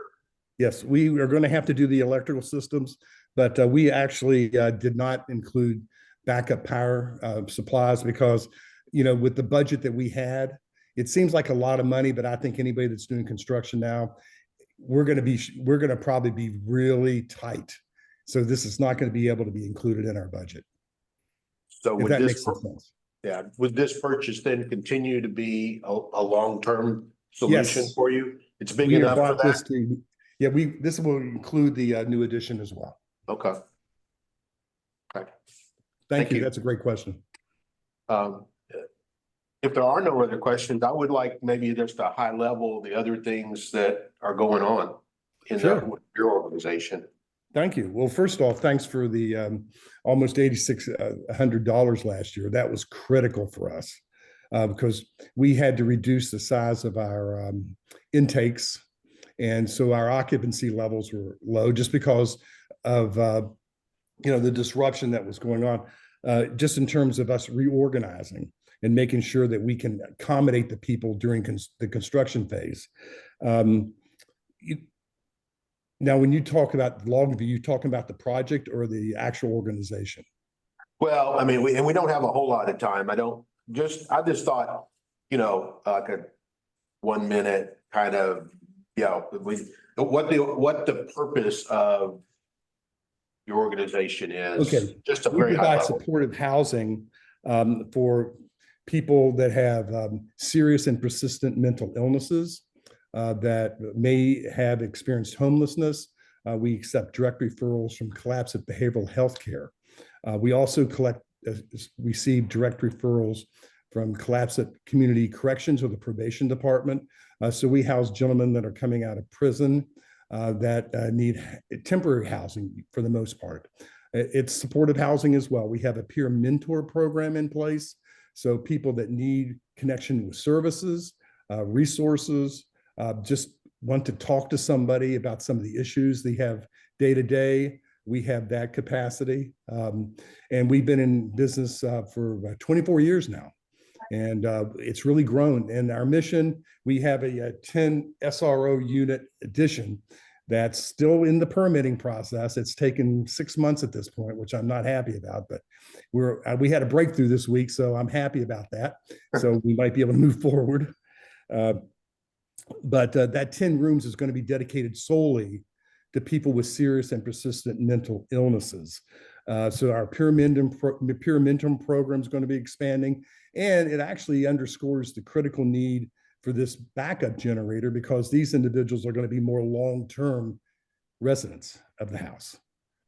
The people that we get from CBH, we usually keep for a long time, which we're really happy about. They're excellent. They're excellent clients. Okay, very good. Thank you. Thank you. Yeah. Well, we appreciate Cannon Beach a great deal. Thanks. So does anybody else have questions? Thank you so much. Yeah, thank you. We And appreciate it. enjoy this beautiful day. I will. Take care. Thank you. He's stuck inside like we are.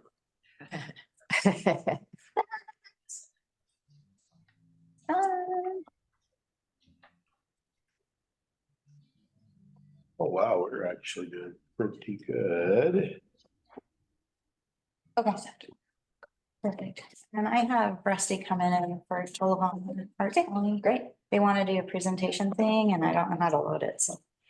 All right. So we've got a few minutes. Can I get some more coffee? Sure, and then I'll run out. Okay. Okay. I'd like to call. Okay. So Hi, Mark. Morning. How are you doing? Good, good.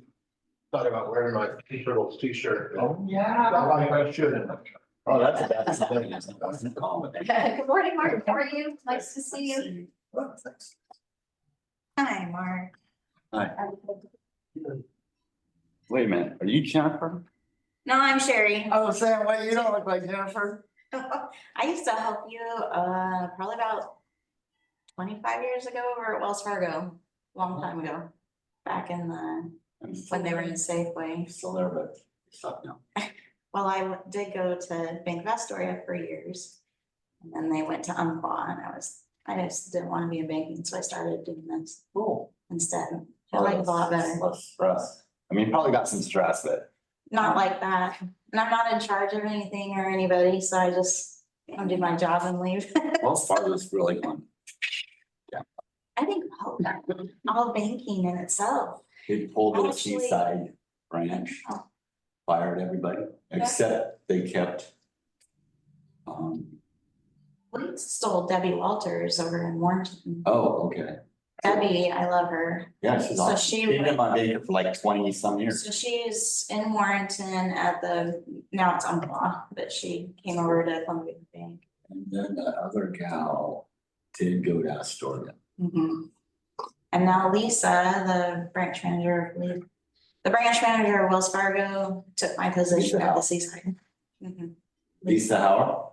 She's in So- Seaside now? She's in Seaside at the Umpqua Bank. Lisa Howard? So she took my position. Since the last couple of weeks or something? Oh, wow. So, That's amazing, because, yeah, she's, so she took my spot. her So she's doing really husband's, good. her husband's helping on a project. Oh, yeah. So if you need her, she's in Seaside at the Umpqua. She tried to get us a grant, Fargo. They. I cannot say this, I mean, that's her pushing for it, Yeah. because you have to have somebody. You can't just apply. And sometimes they want family or whatever. Yeah, but she was like, hey, I think we should, I mean, you guys, you're doing great work. Yeah. I want to bring my people down there, which never happened. Yeah. But. Yeah, she's not great. So if you need her, she's there. So who's in that story now? I don't know, took her spot at the last row there. It just seems like it's been rotating. Okay. Hi, it's good to see you.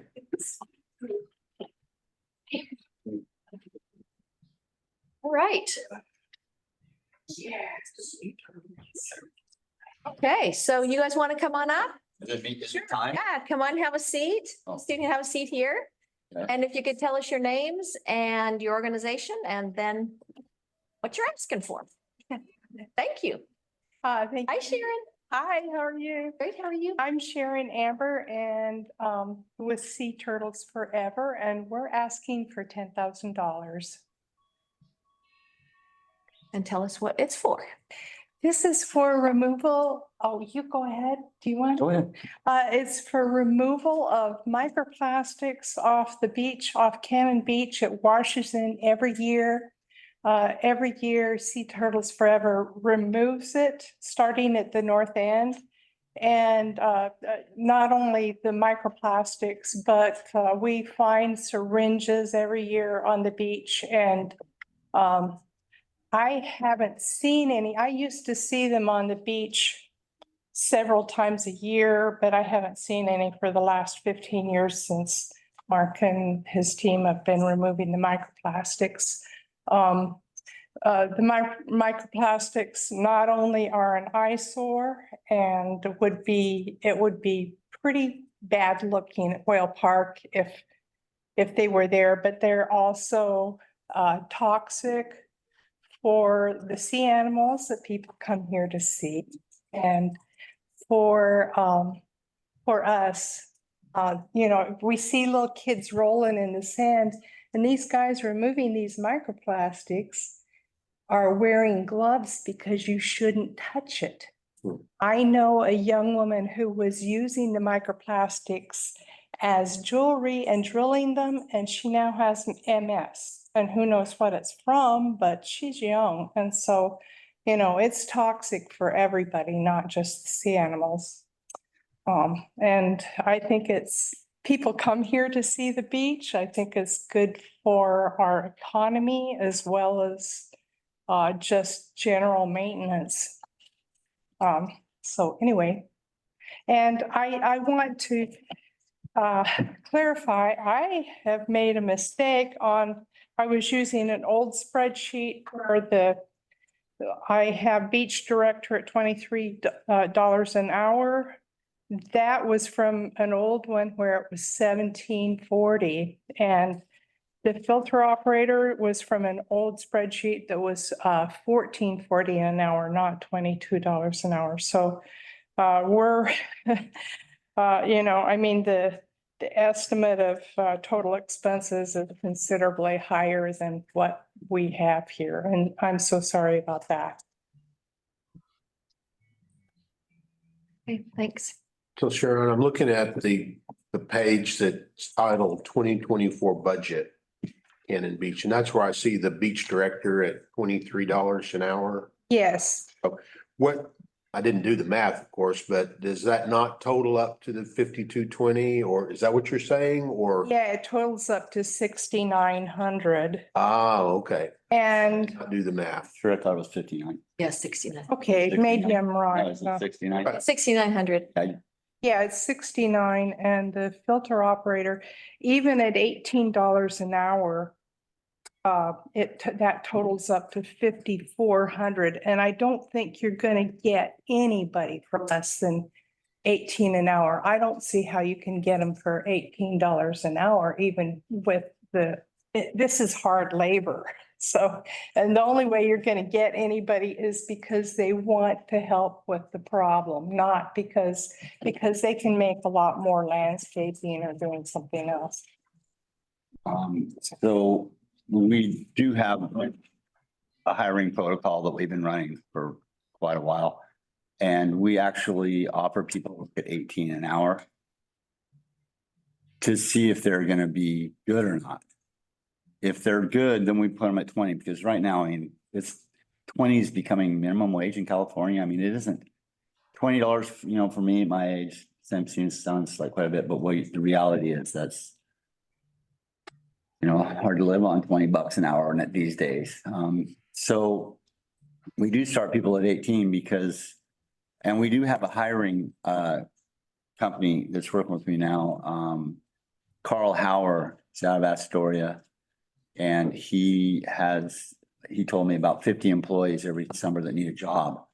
Where we've had trouble finding people in the past. We found people, but it has been kind of difficult. But now we've got, Carl says, man, I have 50 people, they're all vetted. Usually he goes, that's what I normally have every summer that need jobs, they're vetted. You can take your pick of the guys that want to come, guys or gals. And so we're a little more set up for that situation, but the other factor about what we pay people, the director is at 23. He's been with us 6 years. Okay. I mean, he's super experienced. He knows exactly if they're operating properly or improperly. He knows what to do from one end of the project to the other and all the way down the coast. He's worked. And so he's at 23 now, and he's super valuable for this project. The environmental benefit to the community of this project is astronomical. I help people all over the world. Newport is a perfect example. They had never run filtration. Last year they called me pretty much desperate to start a project. They never had filtration. Our beaches, we keep them relatively clean. By the end of the summer, they're clean. So I go to Newport to help them set up and look, and their beaches are buried under microplastic, covered. I had a grant, so I was able to fund them a couple screens just to start. I fund a couple so they get to try it out. So then the city bought 10 screens for them. The city immediately enacted a $10,000 budget line. They didn't even put a screen on the beach, and they enacted that budget line for them because they're in trouble because it's never been done there. And Manzanita, same thing. Got calls from Rockaway Beach, and down the coast, Florence, it's really impacting the coastal environment. But here, we've kept a handle on it. 13 years, every year, we're down there. We're maintaining these beaches. We have been for a long time, and we've been successful, and other people see that. And it's spread out all over the world now. I mean, if you see the map on our website where operations we've set up, it's like 18 or 20 countries. And probably just as many states, both the East and West Coast, the Great Lakes, the Gulf Coast. We've helped set up projects everywhere because this works so well. But we need help. So we had the budget line item. Sam Stidel and the last city council, they were super supportive of our work. They'd watched us. Sam had been on the beach with us many times. Sam and the other counselors gave us a $10,000 budget line. It cost us, around 25. Let's say, we've had $30,000 budgets. We've had $15,000 budgets, and it depends on how much we do because we can only do what we can do with the funds we have to work with. We can only hire as many people as we have funds to pay. Because if we hire someone for the summer, we really need to offer them the job for the summer. We'll hire college students, a lot of college students, different people, and you can't just say, hey, you want to come to work for 2 weeks? Really hard to find people in, and the quality of people you get is varied. So we had that $10,000 budget line, and then they told us, well, you can't apply for a Parks and Rec grant because that's double dipping and this and that, right? And I'm like, oh, okay, yeah, because the Parks and Rec had been funding us a couple of thousand, which is maybe, not even 10% of our budget, but it was something. But so we had that budget line, and then they held it up last year. They never gave us, it was 8 months late. They finally gave it to us just a few months ago, 8 months late. We had to really scramble to cover our payroll, our accounting and payroll taxes and all that. We went 6,000 in the red because we were expecting that 10,000 that we didn't get.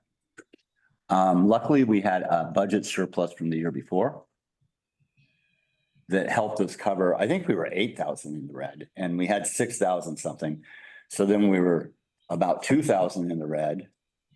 And thank God the Lamb Foundation came through and gave us a grant for 2,000 to cover. So we came out, I mean, now 8 months later, they did give us that 10,000 from last year's budget line.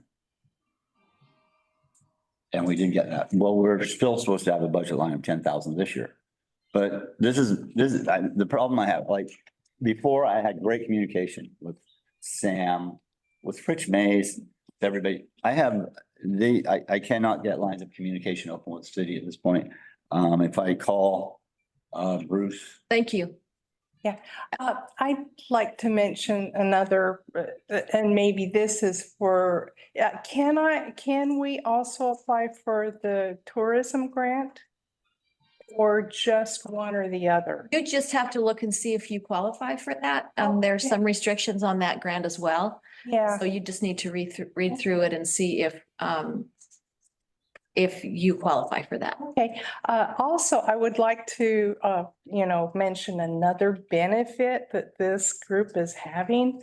We're gonna have, about 100 people. It could, they have 160 employees for an insurance broker company, but different companies come down with Sea Turtles Forever and do team building, volunteer. They send people to volunteer, and these people are pretty highly paid workers. There was it wasn't Intel, what was it? USI. USI, they spent, they sent quite a few hundred. So there's some other, am I done? There's some other things that I really wanted to go. No, go for it. Yeah. So the communication has been poor. I make a phone call, I cannot get a response. Okay. Hey, we need to talk to somebody. I don't know, you people are on this committee, right? I don't know if you have anything to do with any kind of support for any of these projects that you're funding. We're working right here in Cannon Beach though. And I'm just, saying we need some more communication. There's things we need to support us besides money. Where we work, this might be important, we always start in Whale Park, Nicas Park, the most popular beaches, hundreds of kids there every day in the summer. Then we go to Les Shirley, the next most used beach in Cannon Beach. And then we go to Haystack, Chapman Point, and we've done Tolavon, but if we have the funds, then we will go to Crescent Beach too. So we're doing it's a large job, a very large job. And that's why we need 25,000+ to do it. Yeah, 25,000 is really the bare minimum. Last year it was just 2 people on the beach and didn't quite cover it. I was there 3. Yeah, there were 3. Sometimes. And and so if someone was out sick, one would be there trying to do it themselves if you're lifting, these guys lift like a ton of sand every day, at least 1,000 pounds. More than that. More than that. Yeah, and I mean, so this is hard labor, so they're really earning their keep. And I'm just thinking, but the city spends money on a street sweeper, and I think I see it go by about once a week. What are we spending on that? And that's a good thing, it keeps our town presentable as well as keeps garbage off the street and from blowing into the ocean. 2 guys are filtering a half ton an hour or more, up to 1,400 pounds. So I think it's really a good return for the city's money on this. Wonderful. Thank you. Anybody have any questions? There's, I wanted to go over this one issue of the budget line item. Why I brought that up? Well, we don't have anything to do with the budget Yeah. here, so This is just grants only. yeah, this is just community grants. We don't. Yeah, I know that, but that we have been told that we'd be in conflict if we applied for this grant because of that budget line item. That's why I brought that issue up. So They were 8 months late last year and I don't have a communication. That's why I brought the communication thing up. I can't even get a straight answer of, hey, are we gonna get that budget line item? Are we not gonna get that budget line item? I want it to all be clear. The budget committee's meeting, so that would be the time that it would be discussed, but we don't have anything to do with the budget on the Parks Committee. I just wanted to make sure, Community grants. I wanted to be totally transparent about that because people told me, oh, that's an issue. You can't apply for Parks and Rec yet. Then they told, I don't know if we're even gonna get that budget line and, or if it's gonna be 8 months late again, or. Well, anyway. So does anybody have any questions? This filter thing. I don't know what you're talking about. Okay, but I'm not. Let me describe it. Let me describe it. If you could give a Sharon? explanation. In other words, I'm familiar with the beach walk downs. Okay, and grabbing, seeing plastics and stuff. I do that myself. On each walk I do. But filtration is it on board? It's a vessel? It's a filter screen made out of a polymer coated material. It's polymer. So it's like a stretcher. You can see it on our website too. Okay. And there's really a good film on there. So 2 operators, 1 on each end of the screen. It's like a stretcher. You lay the filter out flat on the beach. You fill it with sand and debris. You run it up and down the screen. That gives off a low passive static charge. So you're getting everything you see and leaving pristine sand, but you're also getting particles we found down to 100 microns. The stuff that is the size of a grain of sand because of that static charge, plastics, we get those too. So the screen, Intensive, yeah. it's labor intensive, it's manual. So, that's why we have to, I have to have the right people working on the beach. But it's fast. It's, with, when we've done the metrics, 1,400 pounds of sand per hour for 2 people is getting filtered. We do a 6-hour shift, so each 2-man team is filtering, thousands and thousands of pounds a day. And it goes pretty fast. It goes a lot faster than you could imagine without being down there. But if you've been to Whale Park and all you have to do is take a walk at Whale Park, go to the top of the beach, and there's just microplastic, just Yeah, and it's massive. the microplastics, yeah, Solve comes a time or 2 a year and picks up the larger plastic. The microplastics are the ones that are by far the most toxic. And they're the tiny little things that you can't even see some of them. And so these are the ones that get into the plankton, that get into the shellfish, that you cut open a fish and you see little green dots in it from the plastic. This is the stuff that was on the beach from our grandparents, our parents and our grandparents. In the This is the really toxic stuff that Solve doesn't do anything about, and this is the only way to get it off is to get those little particles out with the static charge of the screen that goes back and forth. And yeah, so it is very, very labor intensive. Thank you very much for your time today. Thank you. Enjoy the beautiful day. Yes, we will. Thank you.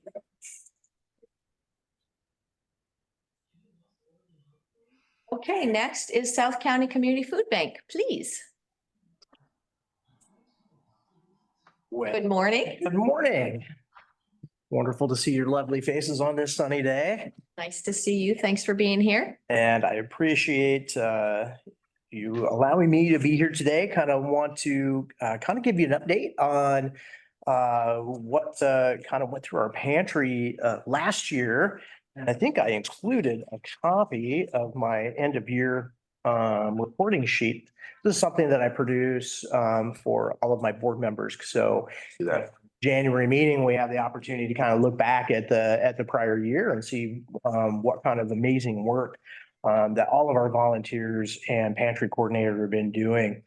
When I ran the numbers for the report this year, we came out with about 144,271.5 pounds of food that was donated to our pantry. And, you know, we have great relationships with Natural Grocers, Grocery Outlet, Rite Aid, Safeway, Costco, Franz. The list goes on. Even Cannon Beach Food Pantry. I have a great working relationship with them. I know they serve on Wednesdays. Things that they aren't able to give out that they have left as surplus that might, you know, not make it until the next week. They drop off with us on Thursday since we're open on Thursdays. So we do get some products from them as well. We tend to share a lot interagency too, as partner agencies in the regional food banking system. So but yeah, we also get food from our regional food bank. And last year we got about 57,000 pounds of food through the food bank system as well. Some of that we paid for at 18 cents a pound, which is kind of the cost share portion of that. Others USDA product that we're able to access for free through them. So yeah, 201,297.5 pounds of food went through our food pantry last year. And that is really due to the average of about 33 volunteers that we have every month. And they put in a combined total of about 4,821.75 volunteer hours last year. So really amazing work going on at our food pantry. This year, we're looking at a few smaller projects. Last year, with your generous help, the help with Seaside and Gearhart also, we were able to put in 4 new double door commercial style freezers. I think I probably shared with you last year, our refrigeration and freezers are one of the biggest challenges in our pantry. So we also had some grant money we were able to put together, and we bought 4 brand new double door commercial style freezers and 2 double door refrigerators. So that was really exciting win for our pantry. Not only to have these more energy efficient units, but also the larger capacity. So the commercial refrigerators, you know, like compared to your little home style, you know, upright freezers. That's kind of what we had back there, sort of donated to us over the course of about a decade. A lot of them were not very efficient and very difficult to keep product in. They kept kicking the breakers too. So you'd come in on a Monday morning and oops. Yeah, it's awful. So this was a real win for us. And wouldn't you know it, kind of shortly after we got those in place and operational, we had a local seafood producer up in Astoria contacted us. They had about 5,000 pounds of whitefish that they were needing to pass along. And so we said, yeah, bring it down. We had enough storage to get it packed in the pantry. So that was really exciting. Just having that kind of capacity for to be able to get, when we have those opportunities to access those really wonderful sources of proteins and be able to hang on to those and then get them passed out into people's hands is really exciting for us. So this year we're looking at a couple of projects just around the building, some general building maintenance. We did have a new roof put on. After our ice storm, we started developing some leaks around the building, and so we just had the opportunity to get that installed. We are going to be painting the outside of the pantry, and then hopefully looking at some new shelving inside the pantry, kind of increase our storage capacity. The current shelving's kind of like, if you've ever worked at a grocery store, like I worked for Fred Meyer for a number of years, you know, the old hand pinching, you know, retail style shelving, you know, it's kind of badly in need of being replaced. So that's one of the great projects that we're looking at for this year. Wonderful. Yeah. Do you have any questions for Darren? So the ask for this year, though, wasn't for any of those specific projects. It was more for operating kind of stuff. Yeah. I was looking at the P&L for last year and ended up being a negative 33,000 at the net income level. It all kind of seemed to be, was trying to figure it out. Was that the purchase of the all the new freezers that you mentioned? I wasn't. Correct, yeah, because we had only budgeted for the year that $4,500 under facilities and equipment. Right. And then right, with the grants and other things that came in, we also have some savings over here too, that's not reflected on the P and L, so we're able to draw from. So you've got an emergency Yes, source of funds. exactly, yeah, so. Mhm. Great. Yeah, well, I know that the South County Food Bank and our local food pantry work very closely together, and I appreciate that. Absolutely. I think shortly after we developed our relationship with Natural Grocers, it was just after they'd opened up in Warrenton, they contacted us and said, yeah, we'd like to set up a pickup schedule with you guys. It was probably about 4 months after that. I got a phone call from them one afternoon and they had 100 dozen eggs. I'm like, whoa, somebody overworked. I don't know what's going on, but so yeah, we were able to start calling other pantries, and when we get a big boon of something like that, we share it out because there's no way we could, get rid of. It's a lot of those eggs. It's a lot of eggs to sit on. So They don't last forever. no, they don't. Anybody have any other questions for Darren? No? Well, thank you for all your work. Thank you. Good. Yeah. Appreciate it. Appreciate it. Thank you. And now are you ready for the next one? Sure. Sunset Park and Recreation Foundation. Perfect. Yes. I know we came to you guys last year with sort of a little different ask. And that was for the diving block project. I'm really, really happy to report that in late August, we had met our funding goal. And that was really exciting. In early September, we were able to order the diving blocks. And then during our annual maintenance shutdown in Sunset Pool, we were able to, our maintenance crew were able to make the cuts in the concrete and place the anchors in. So it was kind of a rather long lead time on those products because they manufacture the diving blocks as ordered. So they're just not sitting on a shelf somewhere.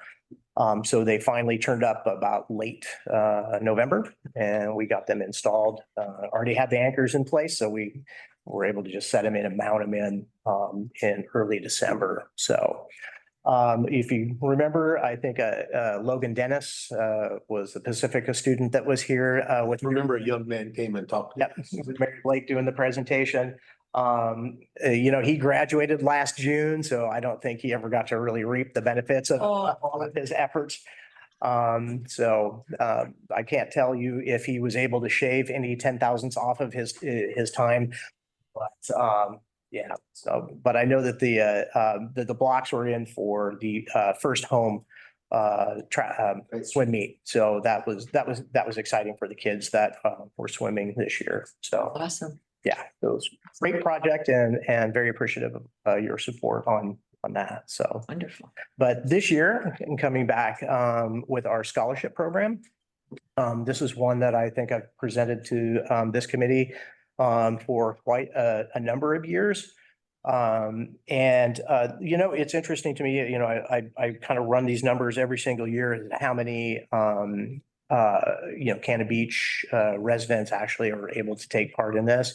And I kind of went back and looked at the past 10 years and it is actually relatively consistent. It's always within that 13 to 15% range.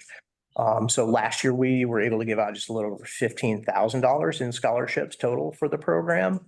It's been pretty consistent over the past 2 years. It was much higher kind of during that COVID period. We were doing a lot of emergency childcare for first responders and folks that worked in the healthcare system. So we have added some new programs. In 2022, we added infant and toddler care as one of our programs. And so now we have 4 infants and 5 toddlers that are with us on a daily basis. So, but I also included in the packet, if you look at the very back this year, I get a lot of questions always about how the scholarships break down by program area. And so I went ahead and ran all the numbers and broke it down. And by far and large, youth programs are one of the largest areas where those scholarships get used. So a lot of those funds go into used by folks that have their kids in either the infant toddler program or maybe the preschool program, summer camps, and after school care for elementary age students. So that's by far and large the largest area. And yeah, that it doesn't really surprise me at all. I remember back when my wife and I were much younger, we had 3 children and we were working full time and going to school, and it cost us $300 per child per month. And that was back, 20 some years ago, and that was a lot of money. So yeah, it doesn't surprise me that parents, a lot of working families need that kind of support. So.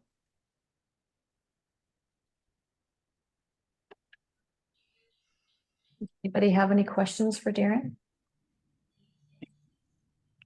Like you mentioned, this is very similar to what you've come and talked to us before, and I think it's an important part of the whole community. Yes, probably like a lot of my counterparts here today, we're asking, for programs that help support our community and in a number of different ways. And this is just another way we can do that.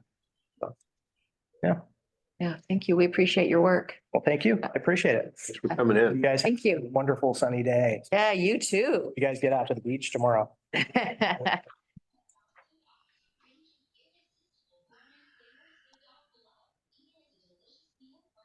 righty, next we have the Cannon Beach Academy.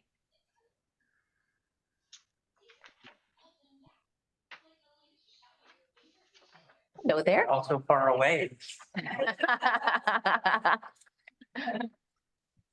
Thanks for being here today. Thank you for having us. You guys could introduce yourselves. That'd be awesome. And Okay, I am Mary Ellen Keefe. I'm the interim director. And I'm Alec Holzer, a board member and grandfather of former student and architect as well. wonderful. Thanks for being here. yeah, thank you. Ready for us to start? We're ready. Okay. So I think as everybody saw in the application, the existing school facility building, I'll stand up, financing, is owned by the city and leased very nominal rate to the academy. And it has really not had much modification for many, many years. And one of the major deficiencies of the school since I became involved, I think 3 years ago, is the lighting in the space. It has old T12 lighting. They buzz. Those that light up, as you as a teacher and the administrator will say, not only like 2/3 of them actually work, and those that work buzz, and they have probably the worst educational lighting I've ever seen. I do a lot of school design. And as a facility, they basically turn the lights off as much as possible because it's really kind of a glaring, very cold light. And the buzzing is quite not very nice for an educational space. And this is a great facility in terms of its the students from this area and the North Coast, but obviously centered in Cannon Beach and terrific school I've been involved with, and we just feel like trying to get good lighting is one of the most important parts of education. I've done a lot of school work and so worked with Energy Trust of Oregon to get a grant for this, which will take care of a good portion or a pretty sizable chunk of the cost, working with Inland Electric here regionally with their folks to figure out a good cost to get this new lighting installed, be able to dim the lighting, which is also really important for different kinds of activities the students are doing. And I think as an investment for the city, being it's the city property, it's obviously an upgrade. There are no funds given to the school or any plans to upgrade the facility in any other way. So it's really up to all the work that has been done, a lot of painting, exterior work, everything that's been done on that facility has either been through community grant work. We did a deck 2 years ago, a replacement, and everything else has been through volunteer work, the facility itself. Yeah. Anything you want to add to was that? Perfect. We currently have 36 students, kindergarten through fifth grade. And I just ran some numbers this morning. We've got 14 new students coming in the fall so far. So we're very excited about and we're so appreciative of this facility that we have the ability to use, and that doesn't take a big chunk of our budget to pay for, you know, the lease. So we're so appreciative, and it's working well for us. We've got 2 core classrooms. We do a K-1-2 classroom and then a 3-4-5 with a little bit of room to grow. Right now, we've got an extra classroom space that we're using for a cafeteria, which we have really enjoyed having the ability to do that this year. But yeah, I know that in my own classroom, I teach the 3-4-5. I use a lot of lamps versus the overhead lighting. It's just it's easier on the eyes and the head. And so that's what we're doing right now with the lighting. And when the light bulbs burn out, we don't replace them for the most part. The lighting tubes are really bright. So we replaced a few in the hallway and it's like, whoa. So it's a little harsh, and soft lighting is definitely something that I feel is best for the kids during the school day. So Long-term, they will have to replace the T12 fixture, which really hasn't been manufactured as a new fixture for probably 15 years. Those bulbs will start being not harder and harder to get. So at some point, these will have to be replaced. And probably more and more expensive too Well, they're going to get very rare to get. We'd like, one great state, you know, outdoors down at Sac Rock. That's the best lighting of all. Yeah.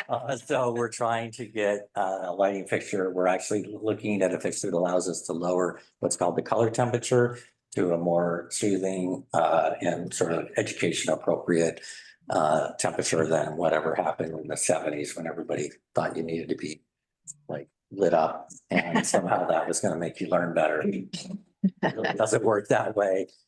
So we're really appreciative of any opportunity that this grant fund would have to improve it for the kiddos. Yeah. Yeah. Any questions? I have a question. Excuse me, the T12 lighting you're talking about, that's the fluorescent. Yeah, it's the big old ones that are about that big around. Yeah. Okay, they do make an LED tube. Now that may be the harsh lighting that you're talking about. Yeah, we tried. Knock the ballast out and. It doesn't really, for whatever reason, our electrician, the way these old fixtures are set up, it's not working with that, at least is our understanding very well. And it still does have the pretty harsh light, and we can't dim them, and there's a whole lot of other things. Able to dim that, the LED tube, but Yeah, problem. we actually did a whole test run with them to try and make it work, and those tubes also weren't inexpensive themselves. So what are they offering up for the alternative? it is an LED fixture that replaces the one, basically pull the one down that's there, and then it has a guess a Wi-Fi based ability to dim it, so we don't actually have to run separate wiring to dim the fixtures. We can individually. So yeah. Because, you know, my understanding is that if you replace a tube with an LED, you have to drop out the ballast. That's true, yes. That should be dimmable. You know, As our understanding, this fixture, the way the ballasts are in this particular fixture, as I understand it, was a very, very inexpensive fixture that was placed. It's like a ceiling. It's not even like this. It's a ceiling mounted thing that's paid for. Yeah. And the ceilings are quite low. That's another thing. So the ceilings, you can almost, Well, I'm sure you could check the picture. It's right there, yeah. So we did go down that route because we thought that could be, and those actual tubes were really, and once they burn out, you have to, because they have their own ballast in them. So it's not like buying a tube. They're pretty expensive. So you would have to keep buying new tubes every time they burned out. Yeah, if they worked, but if they didn't, yeah. Could I ask if this is partial funding or is this? Some of us are back there. I'm just wondering if this is partial funding, or is there a chance for you to get help? This 15,000, is that going to cover the whole thing or is it just partial funding? The total cost for the renovation of the building is 19,000 and we're getting 4,000 from Energy Trust of Oregon. Okay, that's what, thank you. Yeah. That's about half of the costs are the fixtures and half of the cost is the installation. So last year, there was a bit of a mix up in the process. I'm sure you're aware of that. There were a couple of things that were, as I recall, were part of last year's request that ended up not getting funded. Had something to do with the kitchen and some stuff. So have you managed to work through those needs? You bring that up. That is funny. That's Bring up a sour. no, actually, that is something we're still interested in doing, but we are looking at having a separate fundraiser to renovate the kitchen. We were just donated some raised beds to start a school garden. And so we're going to tie in the garden and kitchen and have it be a educational space as well. That is right off of the new gardens. And so that's our plan. We're gonna hopefully have a fundraiser this fall Sounds great. to fund that. I always enjoy seeing the kids when they're out, particularly like the tree planting. Oh, gosh, that was amazing. And what a treat for the kids to. Community needs a school like that. Yeah. Well, we love it. This is my fourth year there and it's just wonderful to have the community support. We just did a field trip of the wastewater treatment. I have a thank you for you guys, by the way, with some toxic waste and some poop on there for you. Sean Cole. But yeah, we are so appreciative of being in this community and all the support that we receive at the school. And it's So much. fun to see us grow and yeah. No, Use of this awesome space that we have. So It is a thank you. space. Yeah, It is a really great space. great. Yeah, Other questions? Okay, thank you so much. thanks for your time. Thank you. For all you do. Yeah, thank you very much. Now go enjoy the sunshine, right? Thanks for the card. That means a lot. Thank you. That was a fun time. So cute. Okay, next we have the Seaside Hall. Right. Hello there. Thanks for being here today. Hi. Thanks for having us. My name is Sandy Mamere, and this is our able treasurer, Norm Brown. I'm sure he's a familiar face. Mine is not. You take volunteers where you can get them. And my husband and I purchased a home in Seaside about 2 years ago, and I was asked to join the board. Not sure what my specific expertise is, but I'm enthusiastic about assisting with recovery on the coast. And I want to start out very quickly with just a few statistics that I gleaned from a report from the Secretary of State last January. Oregon ranks number 2 in addiction, in the rate of addiction in the United States, 3rd for teens. We are number 50 in access to treatment. That's a frightening statistic. You know, you may be aware there are a few treatment centers along the North Coast here, 40 to 60% of treatment graduates relapse within 30 days. 85% within 1 year. The cost to society of addiction from the Health Policy Institute is $532 billion a year. I think our request is in for $2,000.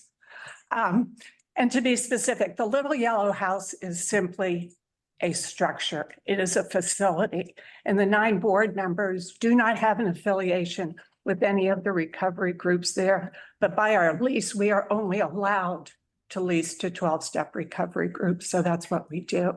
I think there's a breakdown in here of what the request is for this year. And we have 300 to 400 people pass through the quote unquote Little Yellow House every week. So the breakdown, the request from you is for $2,000. And we have an amount for new flooring. The subflooring is starting to go. We've got uneven tiles or wood on the floor for a tripping hazard. I just last week had an unsuccessful encounter with the sidewalk in Seaside who trashed my knee. So I know what that feels like. So that is the request we are making. And we have a maintenance man who is also on the board, and he's gone out and gotten all the information that we need for this specific request. I heard in the past, people have said, well, why don't you raise the rent on these people who come into the meetings? I don't know if you're familiar with drug addiction or alcoholism. Most people don't stumble into a meeting on a winning streak. They're usually homeless, unemployed. They've lost their families. And this is simply the platform to offer. It's Alcoholics Anonymous, Narcotics Anonymous, Adult Children of Alcoholics, Al-Anon, a place to offer these people recovery. Treatment is not a one and done thing. The recovery lasts for a lifetime. There are people who go to the Little Yellow House that have been clean and sober for 47 years. And so that's where the experience, strength, and hope comes in for these people who are stumbling in with no hope. We offer them hope. And so having a safe environment, one that we're not going to get sued over if somebody trips, that's really important. And it is by lease that we are to maintain, the board is to maintain the physical facility. So that's why we're here making the request. And Norm is our numbers guy and does an excellent job. Unfortunately, he's moving. And so, yeah, I'm kind of the apprentice in training for not the numbers, but for the presentation. So if you have any questions, we're happy to take them. And Norm has the history. If you have any questions about past history for the house.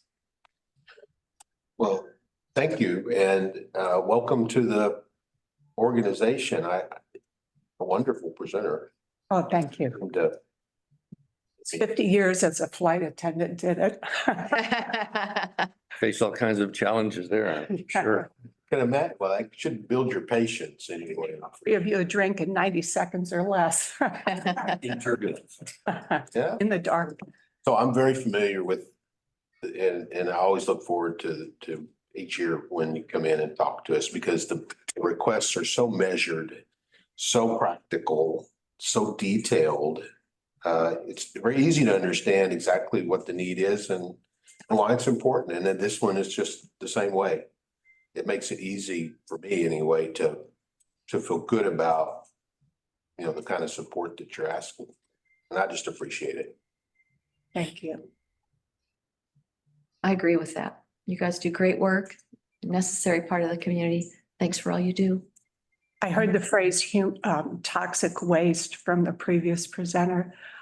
What they do at Seaside, at the Little Yellow House, is they take human toxic waste and turn them into productive citizens and make this a safer community. So thank you for the opportunity to be here. Any other questions? No? I hope that this works out and then you can get started on the work right away. Right, we're planning for the summer because of the weather. We need dry weather because we may need to put some of those meetings outside. Oh, that makes sense. Okay. Yeah. So, All right. anything else? Oh, okay, we're going clamming today. Minus. Good, good. Thank you so much. Thank you. And good luck to you wherever you are headed. Thank you. We'll be headed to Nevada. Nice. Nice dry climate. Mhm. Guys, definitely drier there. That you might figure that was a incentive, but it's interesting.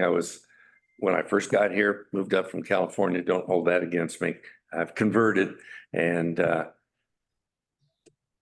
it's a process, but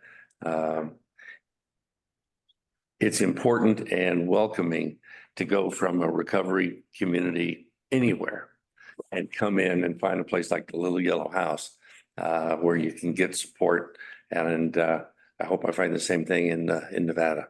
But the Little Yellow House provides hope, and if you want to really get down to it, saves lives improves lives and can actually save them.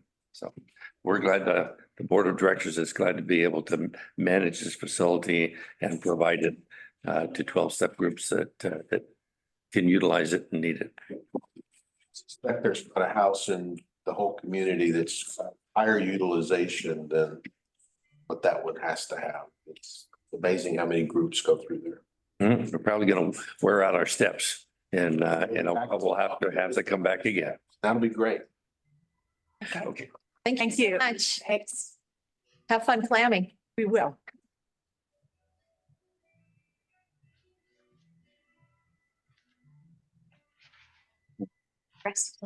Yeah. You got a video? Oh, I was just gonna come settle with Not quite. We have the harbor next. I just wanted to figure you got it. Doesn't look like they're here yet. So. I'd be okay with swapping if that's. I could send it directly to you, Trevor, too. Once we get it all. We're logged in. I'm on. Oh, meeting. okay.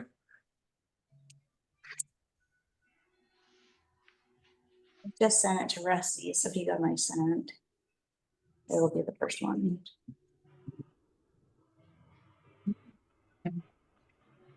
So since the harbor is not here yet, should we ask? Oh. They could pop up. It says they're going to be in person. I don't know why I'm. But if you guys, are you ready for Bolavana? Oh, the harbor's not here yet. Somebody forgot their phone. Shoot. That must have. Is this Catalina K. O'Brien? Is she from the harbor? We have Terry Steenbergen. Oh, she'll have Natalia or staff here. There's some, are they gonna Somebody's have got- on Zoom instead? On the thing, it tells me, or staff, yeah, go Yeah. ahead and let her in. Okay, great. They're gonna Zoom in instead. Okay, great. Go ahead, Natalie. Hello, can you hear me? Yes. Hello there. Thanks for being Hello, here. Can you hear me? Yes, we can hear you. Thank you for being here. Can you hear us? I think you have to hit something on there. You have to invite her in as a. Yeah, there you go. I just promoted you to accept that promotion. There you go. Can you hear us now? I can. Great. Welcome. Thank you. Hi. Hi. Make If you want to introduce yourself and tell us why you're here today. Sure thing. My name is Natalia K. O'Brien. My pronouns are she and her. I work with the Harbor. I have for the last year as their development manager, supporting all of their fundraising efforts. So I helped put together the proposal that we sent to you for this grant. And I'm here to share with you about our expanding youth programs. I think that you are all probably familiar with our programs in a general way. So if it's okay, I will just talk about our youth programs, which is what we're asking for funding for. That'd be great. Thank you. Sure. And of course, if you have any questions, feel free to just pop in and ask them. So we are asking for support for our youth programs because we have seen in the last 3 years since we have started doing violence education or violence prevention education in the schools that kind of the more we're there, the more we're needed. The more that we are talking with youth and learning about the experiences they're having and teaching them what we know about healthy relationships, what abuse may look like or sound like, what consent looks like and why it's important. You know, kind of all of the issues that we discuss we're learning that when they have the language to understand what's happening in their world, they're able to then identify that there are some things that aren't so great, maybe. So the more we're in schools talking to youth, the more we are hearing from them about experiences that they're having, unfortunately, with interpersonal violence, whether it be in their homes or through dating violence.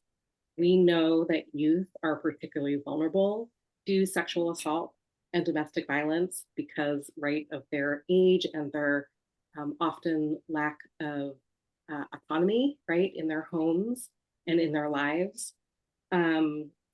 And so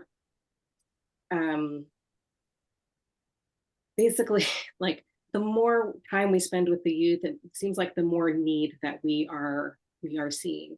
So we are working with a group of seniors at Astoria High School for this semester to do an assessment of the entire county youth, what it is that they are wanting and needing that the Harbor can provide to help them have better tools and skills, know what resources are accessible to them through the Harbor or other area agencies, and to kind of know that they have like a safe adult that they can talk to, who's gonna have their back, who's, you know, not necessarily in the schools all the time, but our program staff have been going to area high schools, supporting gay straight alliances like the one at Seaside.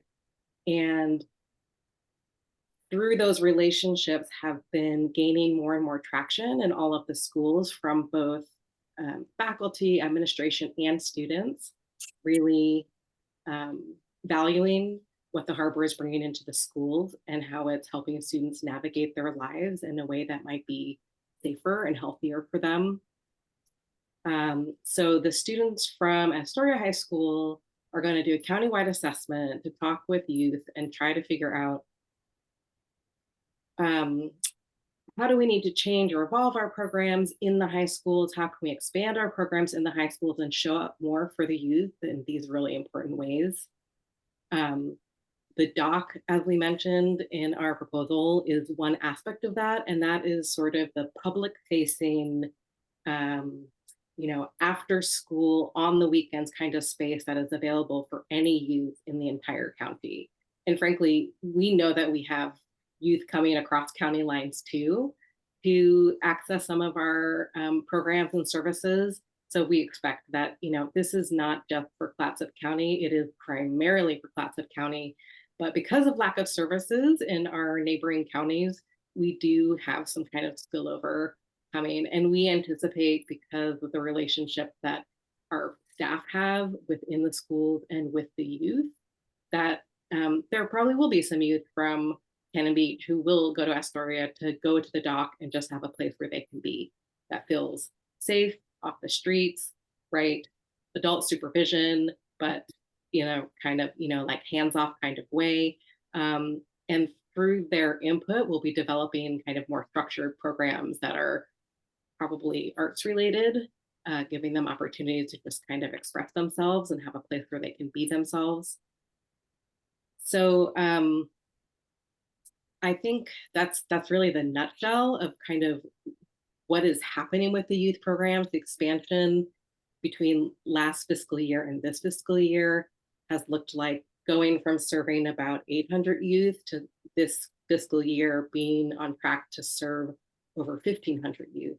And we think that as we continue to be in schools and have a presence in the community, we will continue to see a rise in students who are accessing services, programs, and spaces that we offer both in the community and in schools. Great. Do you have any questions for me, or is there anything else you'd like me to talk about or elaborate on? Go ahead, Les.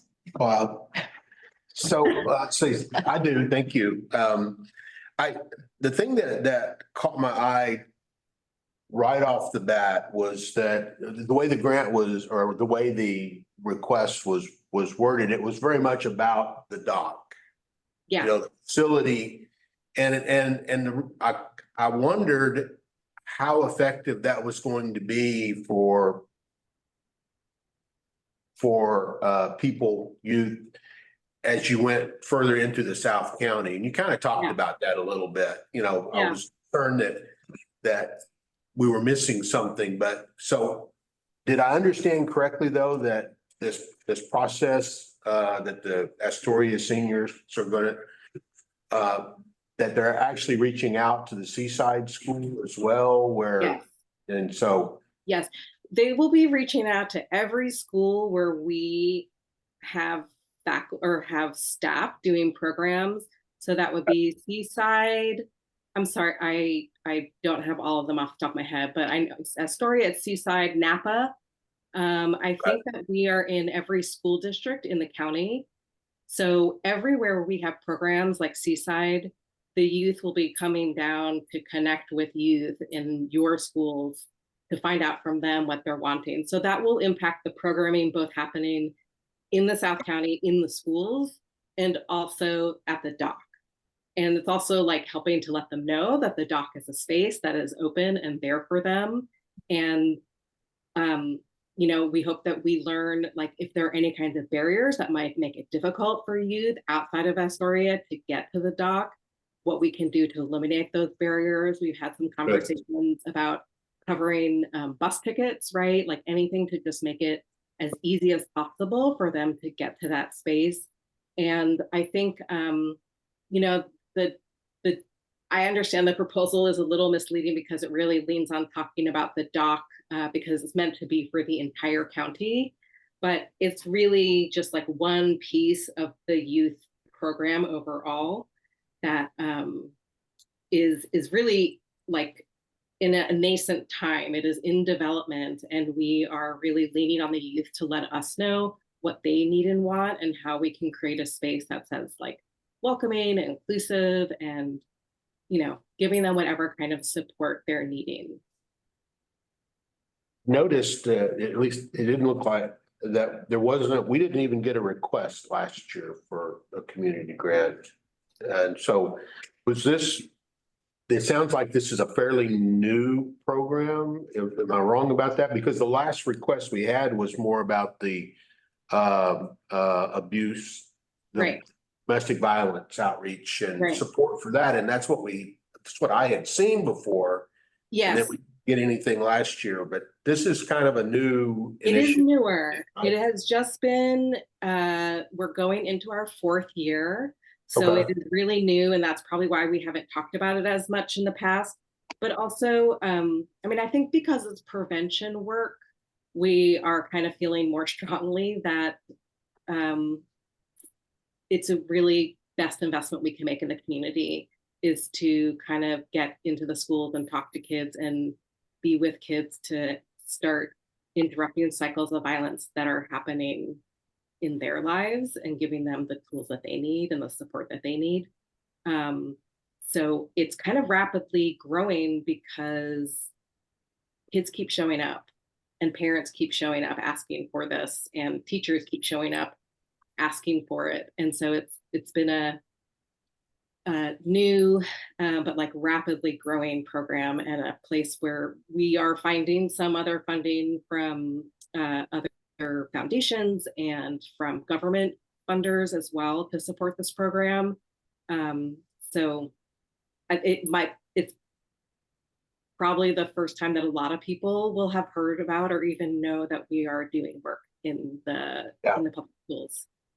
Well, I have absolutely no doubt that it's extremely critical and valuable initiative. I just didn't understand it.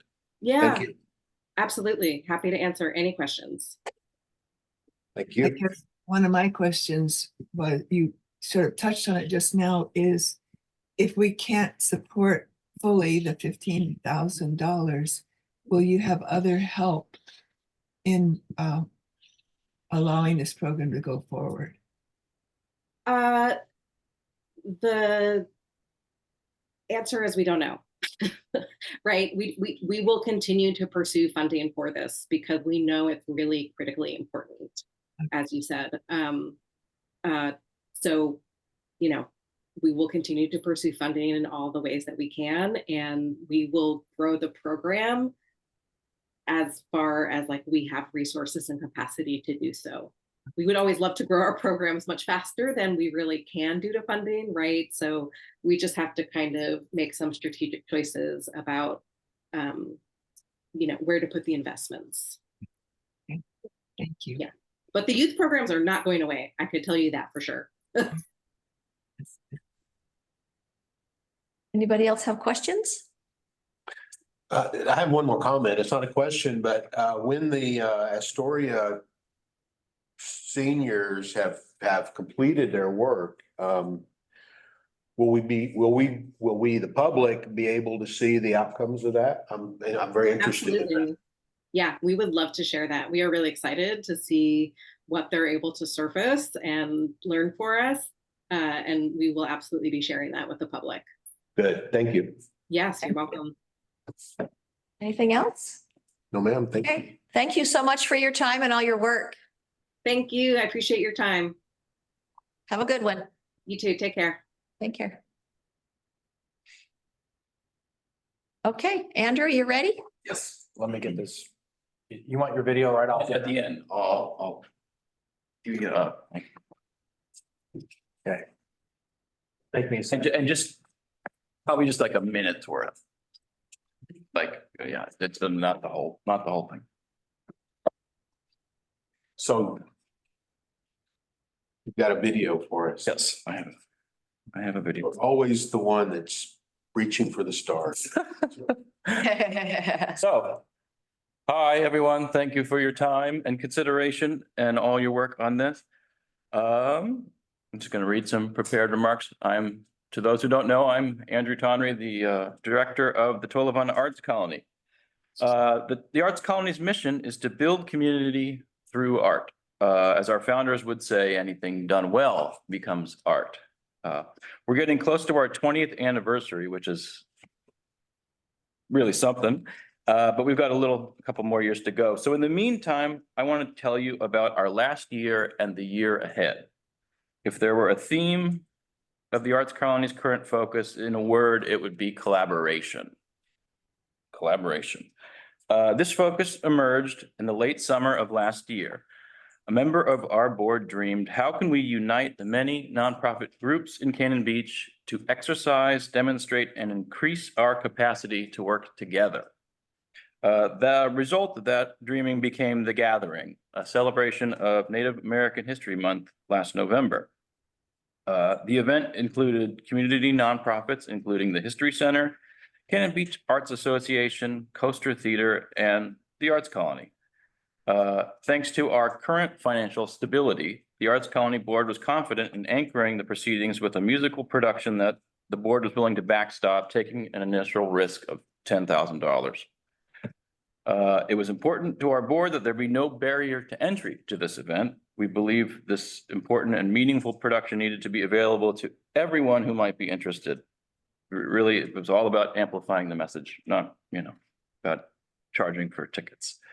The concert became the anchor of a weekend that included numerous moving presentations, artworks, conversations, and more. We look forward to a second gathering this November and hope it can become an annual festival, really.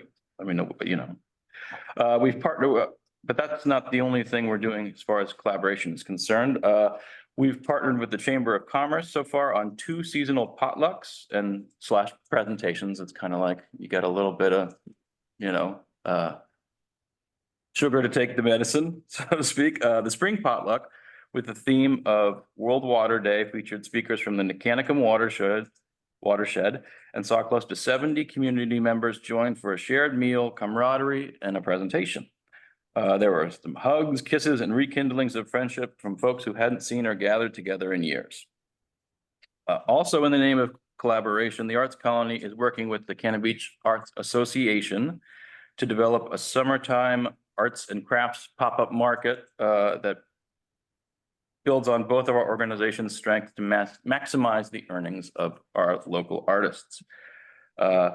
We've also, in the name of collaboration, offered Tolovana Hall as a temporary meeting space to the city where we haven't finalized it, and it's still in the city's court, but the next time we meet next year could be there. Now, let's see here. As the grant application states, it's our belief that the arts and the Arts Colony can bring the community together like nothing else. And because roughly 50% or more of this grant award figures to go to our series of concerts in the park, I want to finish the presentation with a video from our 2023 season. This was, I think, a record of attendance. There were well over 300 people. And as you'll see, there was more people dancing than I've ever seen in Cannon Beach before. I almost got up.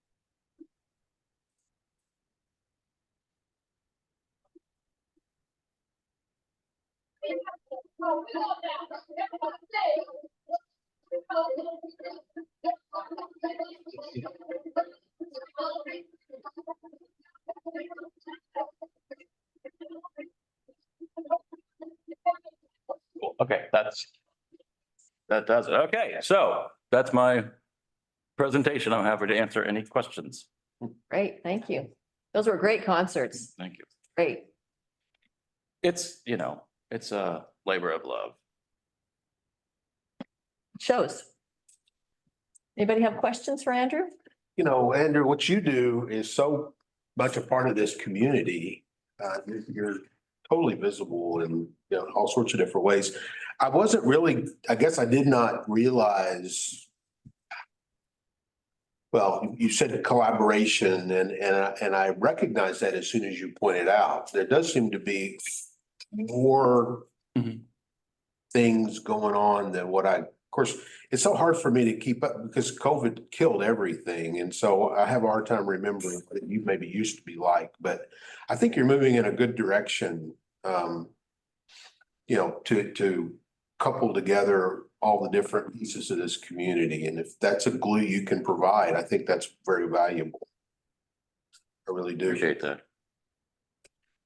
And I want to thank you for allowing us to have one of our classes for 12 Days of Earth Day at the facility. It worked out great. Betty did a great job with her class and had good attendance. So thanks for that. Anybody have any comments or questions? All right. I have a couple more. I thought maybe. Oh, great. Go for it. A few other things. What's that? Oh, Betty, you had asked in last week's meeting, I went back and caught up on it. If we seek other grants, and the answer is yes, we do. We seek regular grants from the Oregon Community Foundation and the Oregon Arts Commission, as well as the Tourism and Arts Fund here in the city. And then if you all want to talk about it, I'm happy. I watched that whole meeting and you talked about the completeness of grants, and I have a suggestion to maybe help that. for, if you want to talk about it now, I know it's not. It just take 2 seconds. So, you know, like, this is the only grant that I've ever submitted where you deliver one document. You know, like I think I gave you like a 24-page PDF or something like that. So it's easy for that to get lost. A lot of other grants, each thing you need, each different document is its own little upload. And you know, in a form, and you can't go to the next page. You can't submit until it sees, you know, the computer sees that all your, you know, you've checked every box. And that would solve that issue, I think. And that's the only. Yeah. I wonder if that's a software. You know, I'm very happy now that we've moved on to being able to take digital submissions. And that would be like the next step towards improving that process. And also, if we decide, we had talked about doing a concert and making that when people could announce the awards of the community grant. So if we want to do that, we should Yeah, I need to get on get it. that on the calendar so we could get a good, you know, a good artist and to maximize that. So, okay, thank you. Thank you so much. I have a comment now. Oh, sorry, Betty. Thought you were finished. No, I just wanted to say thank you for that information, Andrew, because, is it difficult to get that extra funding? Is it difficult? Yeah. Has it been hard for you to get extra funding?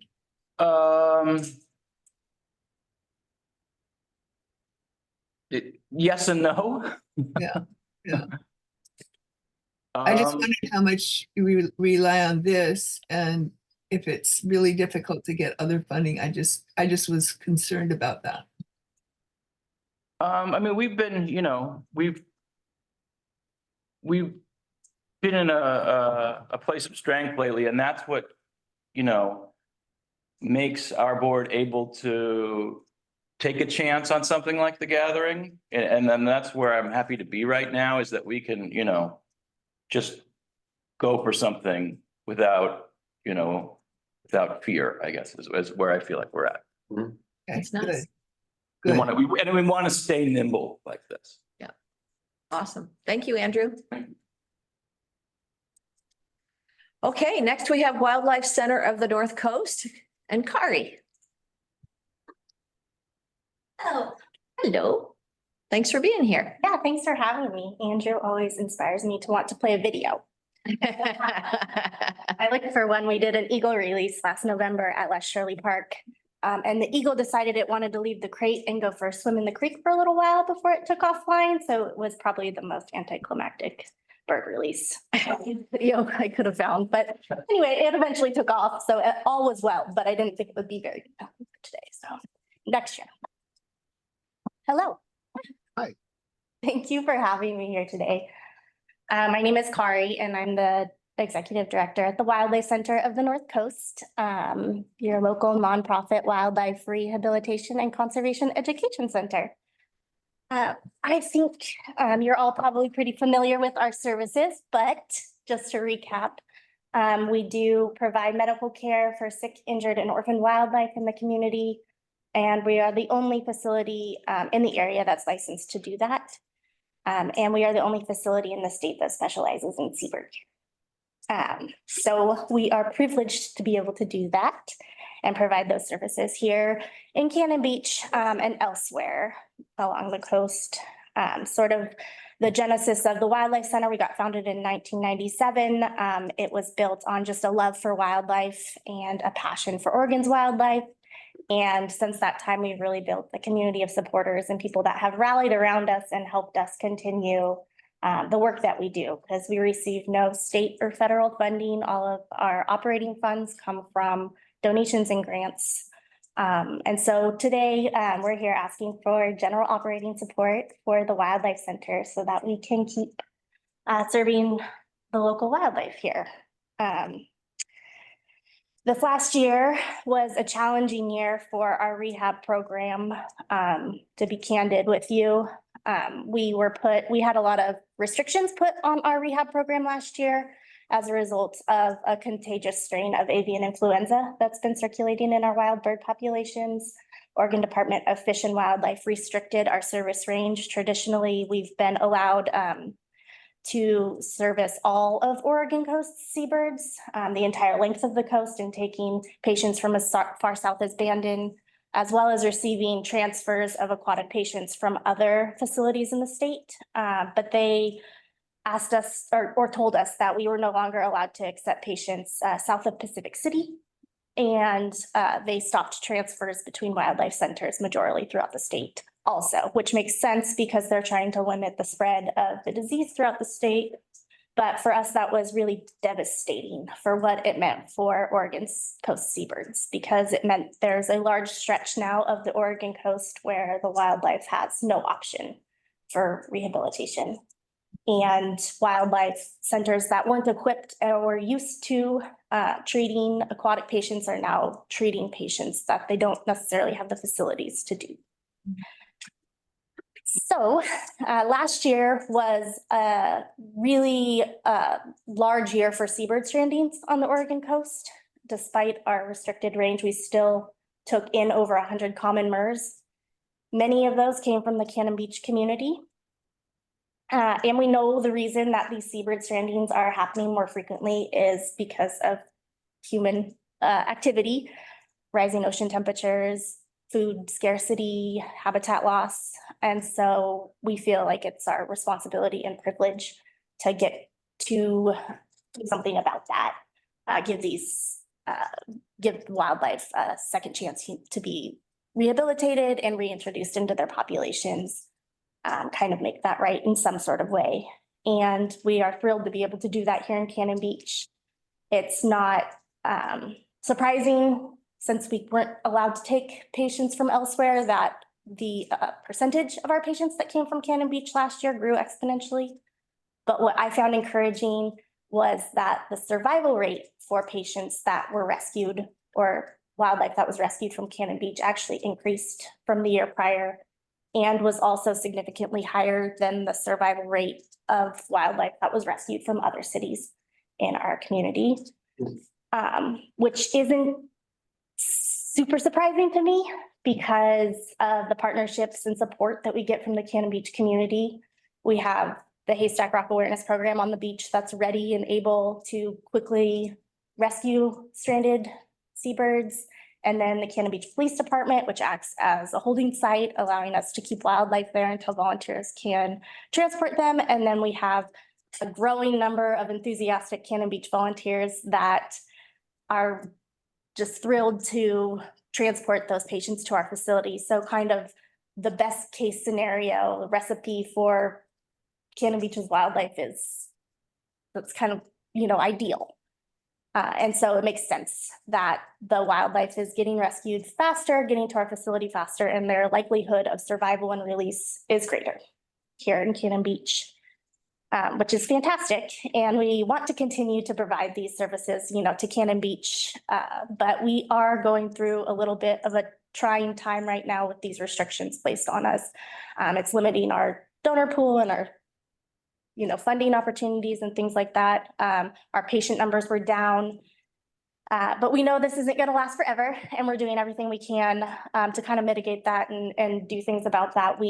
Earlier this year, our rehab coordinator hosted an aquatic bird workshop and invited rehabbers from all over the state to come to the Wildlife Center to provide resources and equip them with the skills needed to best provide care for aquatic birds that come into their facilities.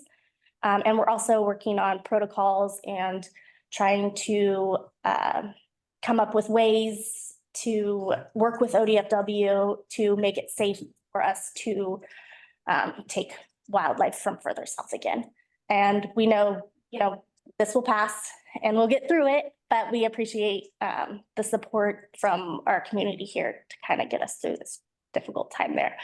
Despite the challenges of our rehab program, our education program is okay. We recently finished our seabird display enclosure, and we've had field trips come out and get to experience that. And it's been really heartwarming to see them get to watch them dive and swim. Our bird trainer has been working with our hawk doing glove training with her and taking her out of the enclosure. And so these kids are getting an up close encounter with, you know, this large, impressive raptor, and that's been super fun to watch. We are moving into our 6th summer of summer camps, and we've already got tons of kids signed up for that. So we're excited about that. We also had a huge year for outreach last year, provided outreach education to over 200 students, and we're hoping to do even more than that this year. You know, outreach in Cannon Beach has been as good as ever. We did the 12 days Earth Day recently. Thank you for that. That's my favorite event, and it was so fun. Got a little windy there at the end, but we survived.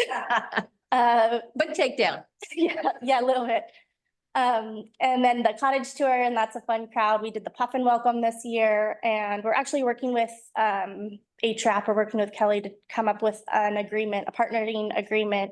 We want to send a group of our volunteers out to the Rock to kind of work side by side with HRAP and support the work they're doing. Our goal is really by sending volunteers out into these areas where wildlife is being found, to kind of instruct the public that are recreating in those spaces what wildlife in need looks like, how they can help them, what they can do and who to call, but also kind of to talk about the reasons why these animals are coming into our facility and kind of what we can do to prevent that from happening. And our hope is that we'll provide an even more enriching experience for visitors coming to Haystack Rock, as well as kind of support our friends there on the beach. And the reason that we chose Haystack Rock is also because we love the Cannon Beach community. Our partnerships here are strong. The financial support that you guys give us is so generous that we really want to pour back into this community that has supported us for so many years. So we are excited about that. And then one thing we're really excited about that we're launching this month is a pilot program to take Cormy, our ambassador cormorant, into schools.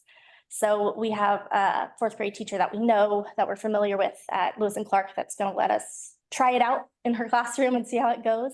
But hopefully we'll be able to roll that out next year. Kind of one of the underlying strategic goals for the Wildlife Center is that every student in Clatsop County gets to meet Cormy.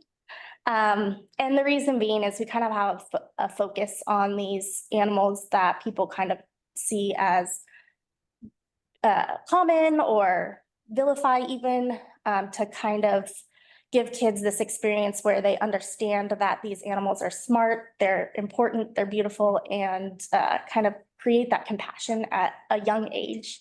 So this next generation of individuals don't kind of disregard wildlife because it's common or because there's lots of them, but they understand that each individual in the population is important, and each species is important because it contributes to the stability and richness of the ecosystems. And so, so we're really excited about that. So we are excited about the future of the Wildlife Center. We are hopeful for Oregon's wildlife, and we are very grateful for Cannon Beach and the support that you guys give, not just us, but also to your wild spaces and to the wildlife. So thank you. Thank you. Questions? I guess more a comment. I really appreciate the passion that I see when I get to go out to the center, and just, you know, in general, I mean, can't be a more caring group of people, you know, for the kind of work that you do. It really is pretty obvious to me. But I know it's been tough the last couple of years. And then one of my questions was about the bird flu and the avian. So those restrictions are still with us. Yeah. You know, and so that's impacting, but it sounds like you've got some really cool initiatives, growth places you want to go. Is your organization ready for those kind of challenges? Like I say, I know there's been a lot of turmoil, but I'm hoping we're coming out of it. Yes, yeah, and I think that we are. Like I said, we've been working with ODFW to come up with protocols. We were given the okay recently. We can accept ducklings again this year. They had put a hold on waterfowl, but we been studying a lot and going to a lot of these seminars, learning a lot about this disease and presenting that information to them. And it makes sense to them, that ducklings, while adult waterfowl might be asymptomatic carriers, we've noticed that ducklings will die almost immediately from this disease. And so the likelihood that we would be keeping infected ducklings is very low. We also got the okay, we came up with some protocols that they were okay with to intake ducklings from Portland Audubon, which has been a traditional partnership that we've had for many years. And so we're kind of starting to break down some of those regulations and restrictions by just learning more and presenting facts and coming up with really reasonable agreements between. It almost sounds like that from a regulatory standpoint, that the decisions were simply, let's do everything we know would kind of isolate and prevent the spread, even without a lot of the science behind it. Yeah, I think it's kind of similar to what we saw with the pandemic with COVID with people, right? It's kind of like freeze, let's learn what's going on. And now we're kind of figuring that out and In our way through it. yeah, so it's kind of our own little wildlife pandemic that didn't get as much. Yeah. Well, anyway, I appreciate it very much. Thank you. Any other questions? No? Kari, thank you. Thanks for all the work you guys do and thanks for being here today. Thank you so much. Have a good day. Nice presentation. Yes, yeah, No thank you. movie, but it was, Next. Courtney could have been here. Just saying. Maybe. Thank you. Okay, thank you guys for being here today. We'll adjourn this meeting and then we'll see you next week for our regular meeting. And yeah, enjoy the sunshine. So our next to do is to get preliminary grant worksheets to Sherry by Tuesday. So. Okay. Oh, I should have looked at that. And I believe I'm correct in that. That May 14th. May 14th. This is Tuesday. May 14th, and then we have our meeting on the 16th. Sure Jen is on that. I'm out of town for a celebration life, so I'll make sure Jen knows. And then the final member worksheets are due by noon, May 21st. Yeah, after we've had a chance to get together. Right. So end of day Tuesday, maybe you could confirm that with Jen that that's enough time, or would you rather have it like noon? I don't think that says a specific time, but 5 o'clock on the. does it? 15th. Okay. So the 5 o'clock, those will come to me, and then on the 21st, I'll be back to go through that with you guys. Cool. On the May 22nd meeting, it says 9 AM to 11. Is that correct? May 22nd. I'm just looking. All of the meetings were set at 9, I believe. May 22nd. I just have 9. I don't think it's going to take 2 hours. Okay, good. I think it'll be an hour at most. Okay. I'm flying home that day, so I can make that meeting and then I'm going to get on the airplane. Yay, I'm glad you're coming back. Me too. Okay, anything else? Okay, thanks, everybody. Enjoy the day.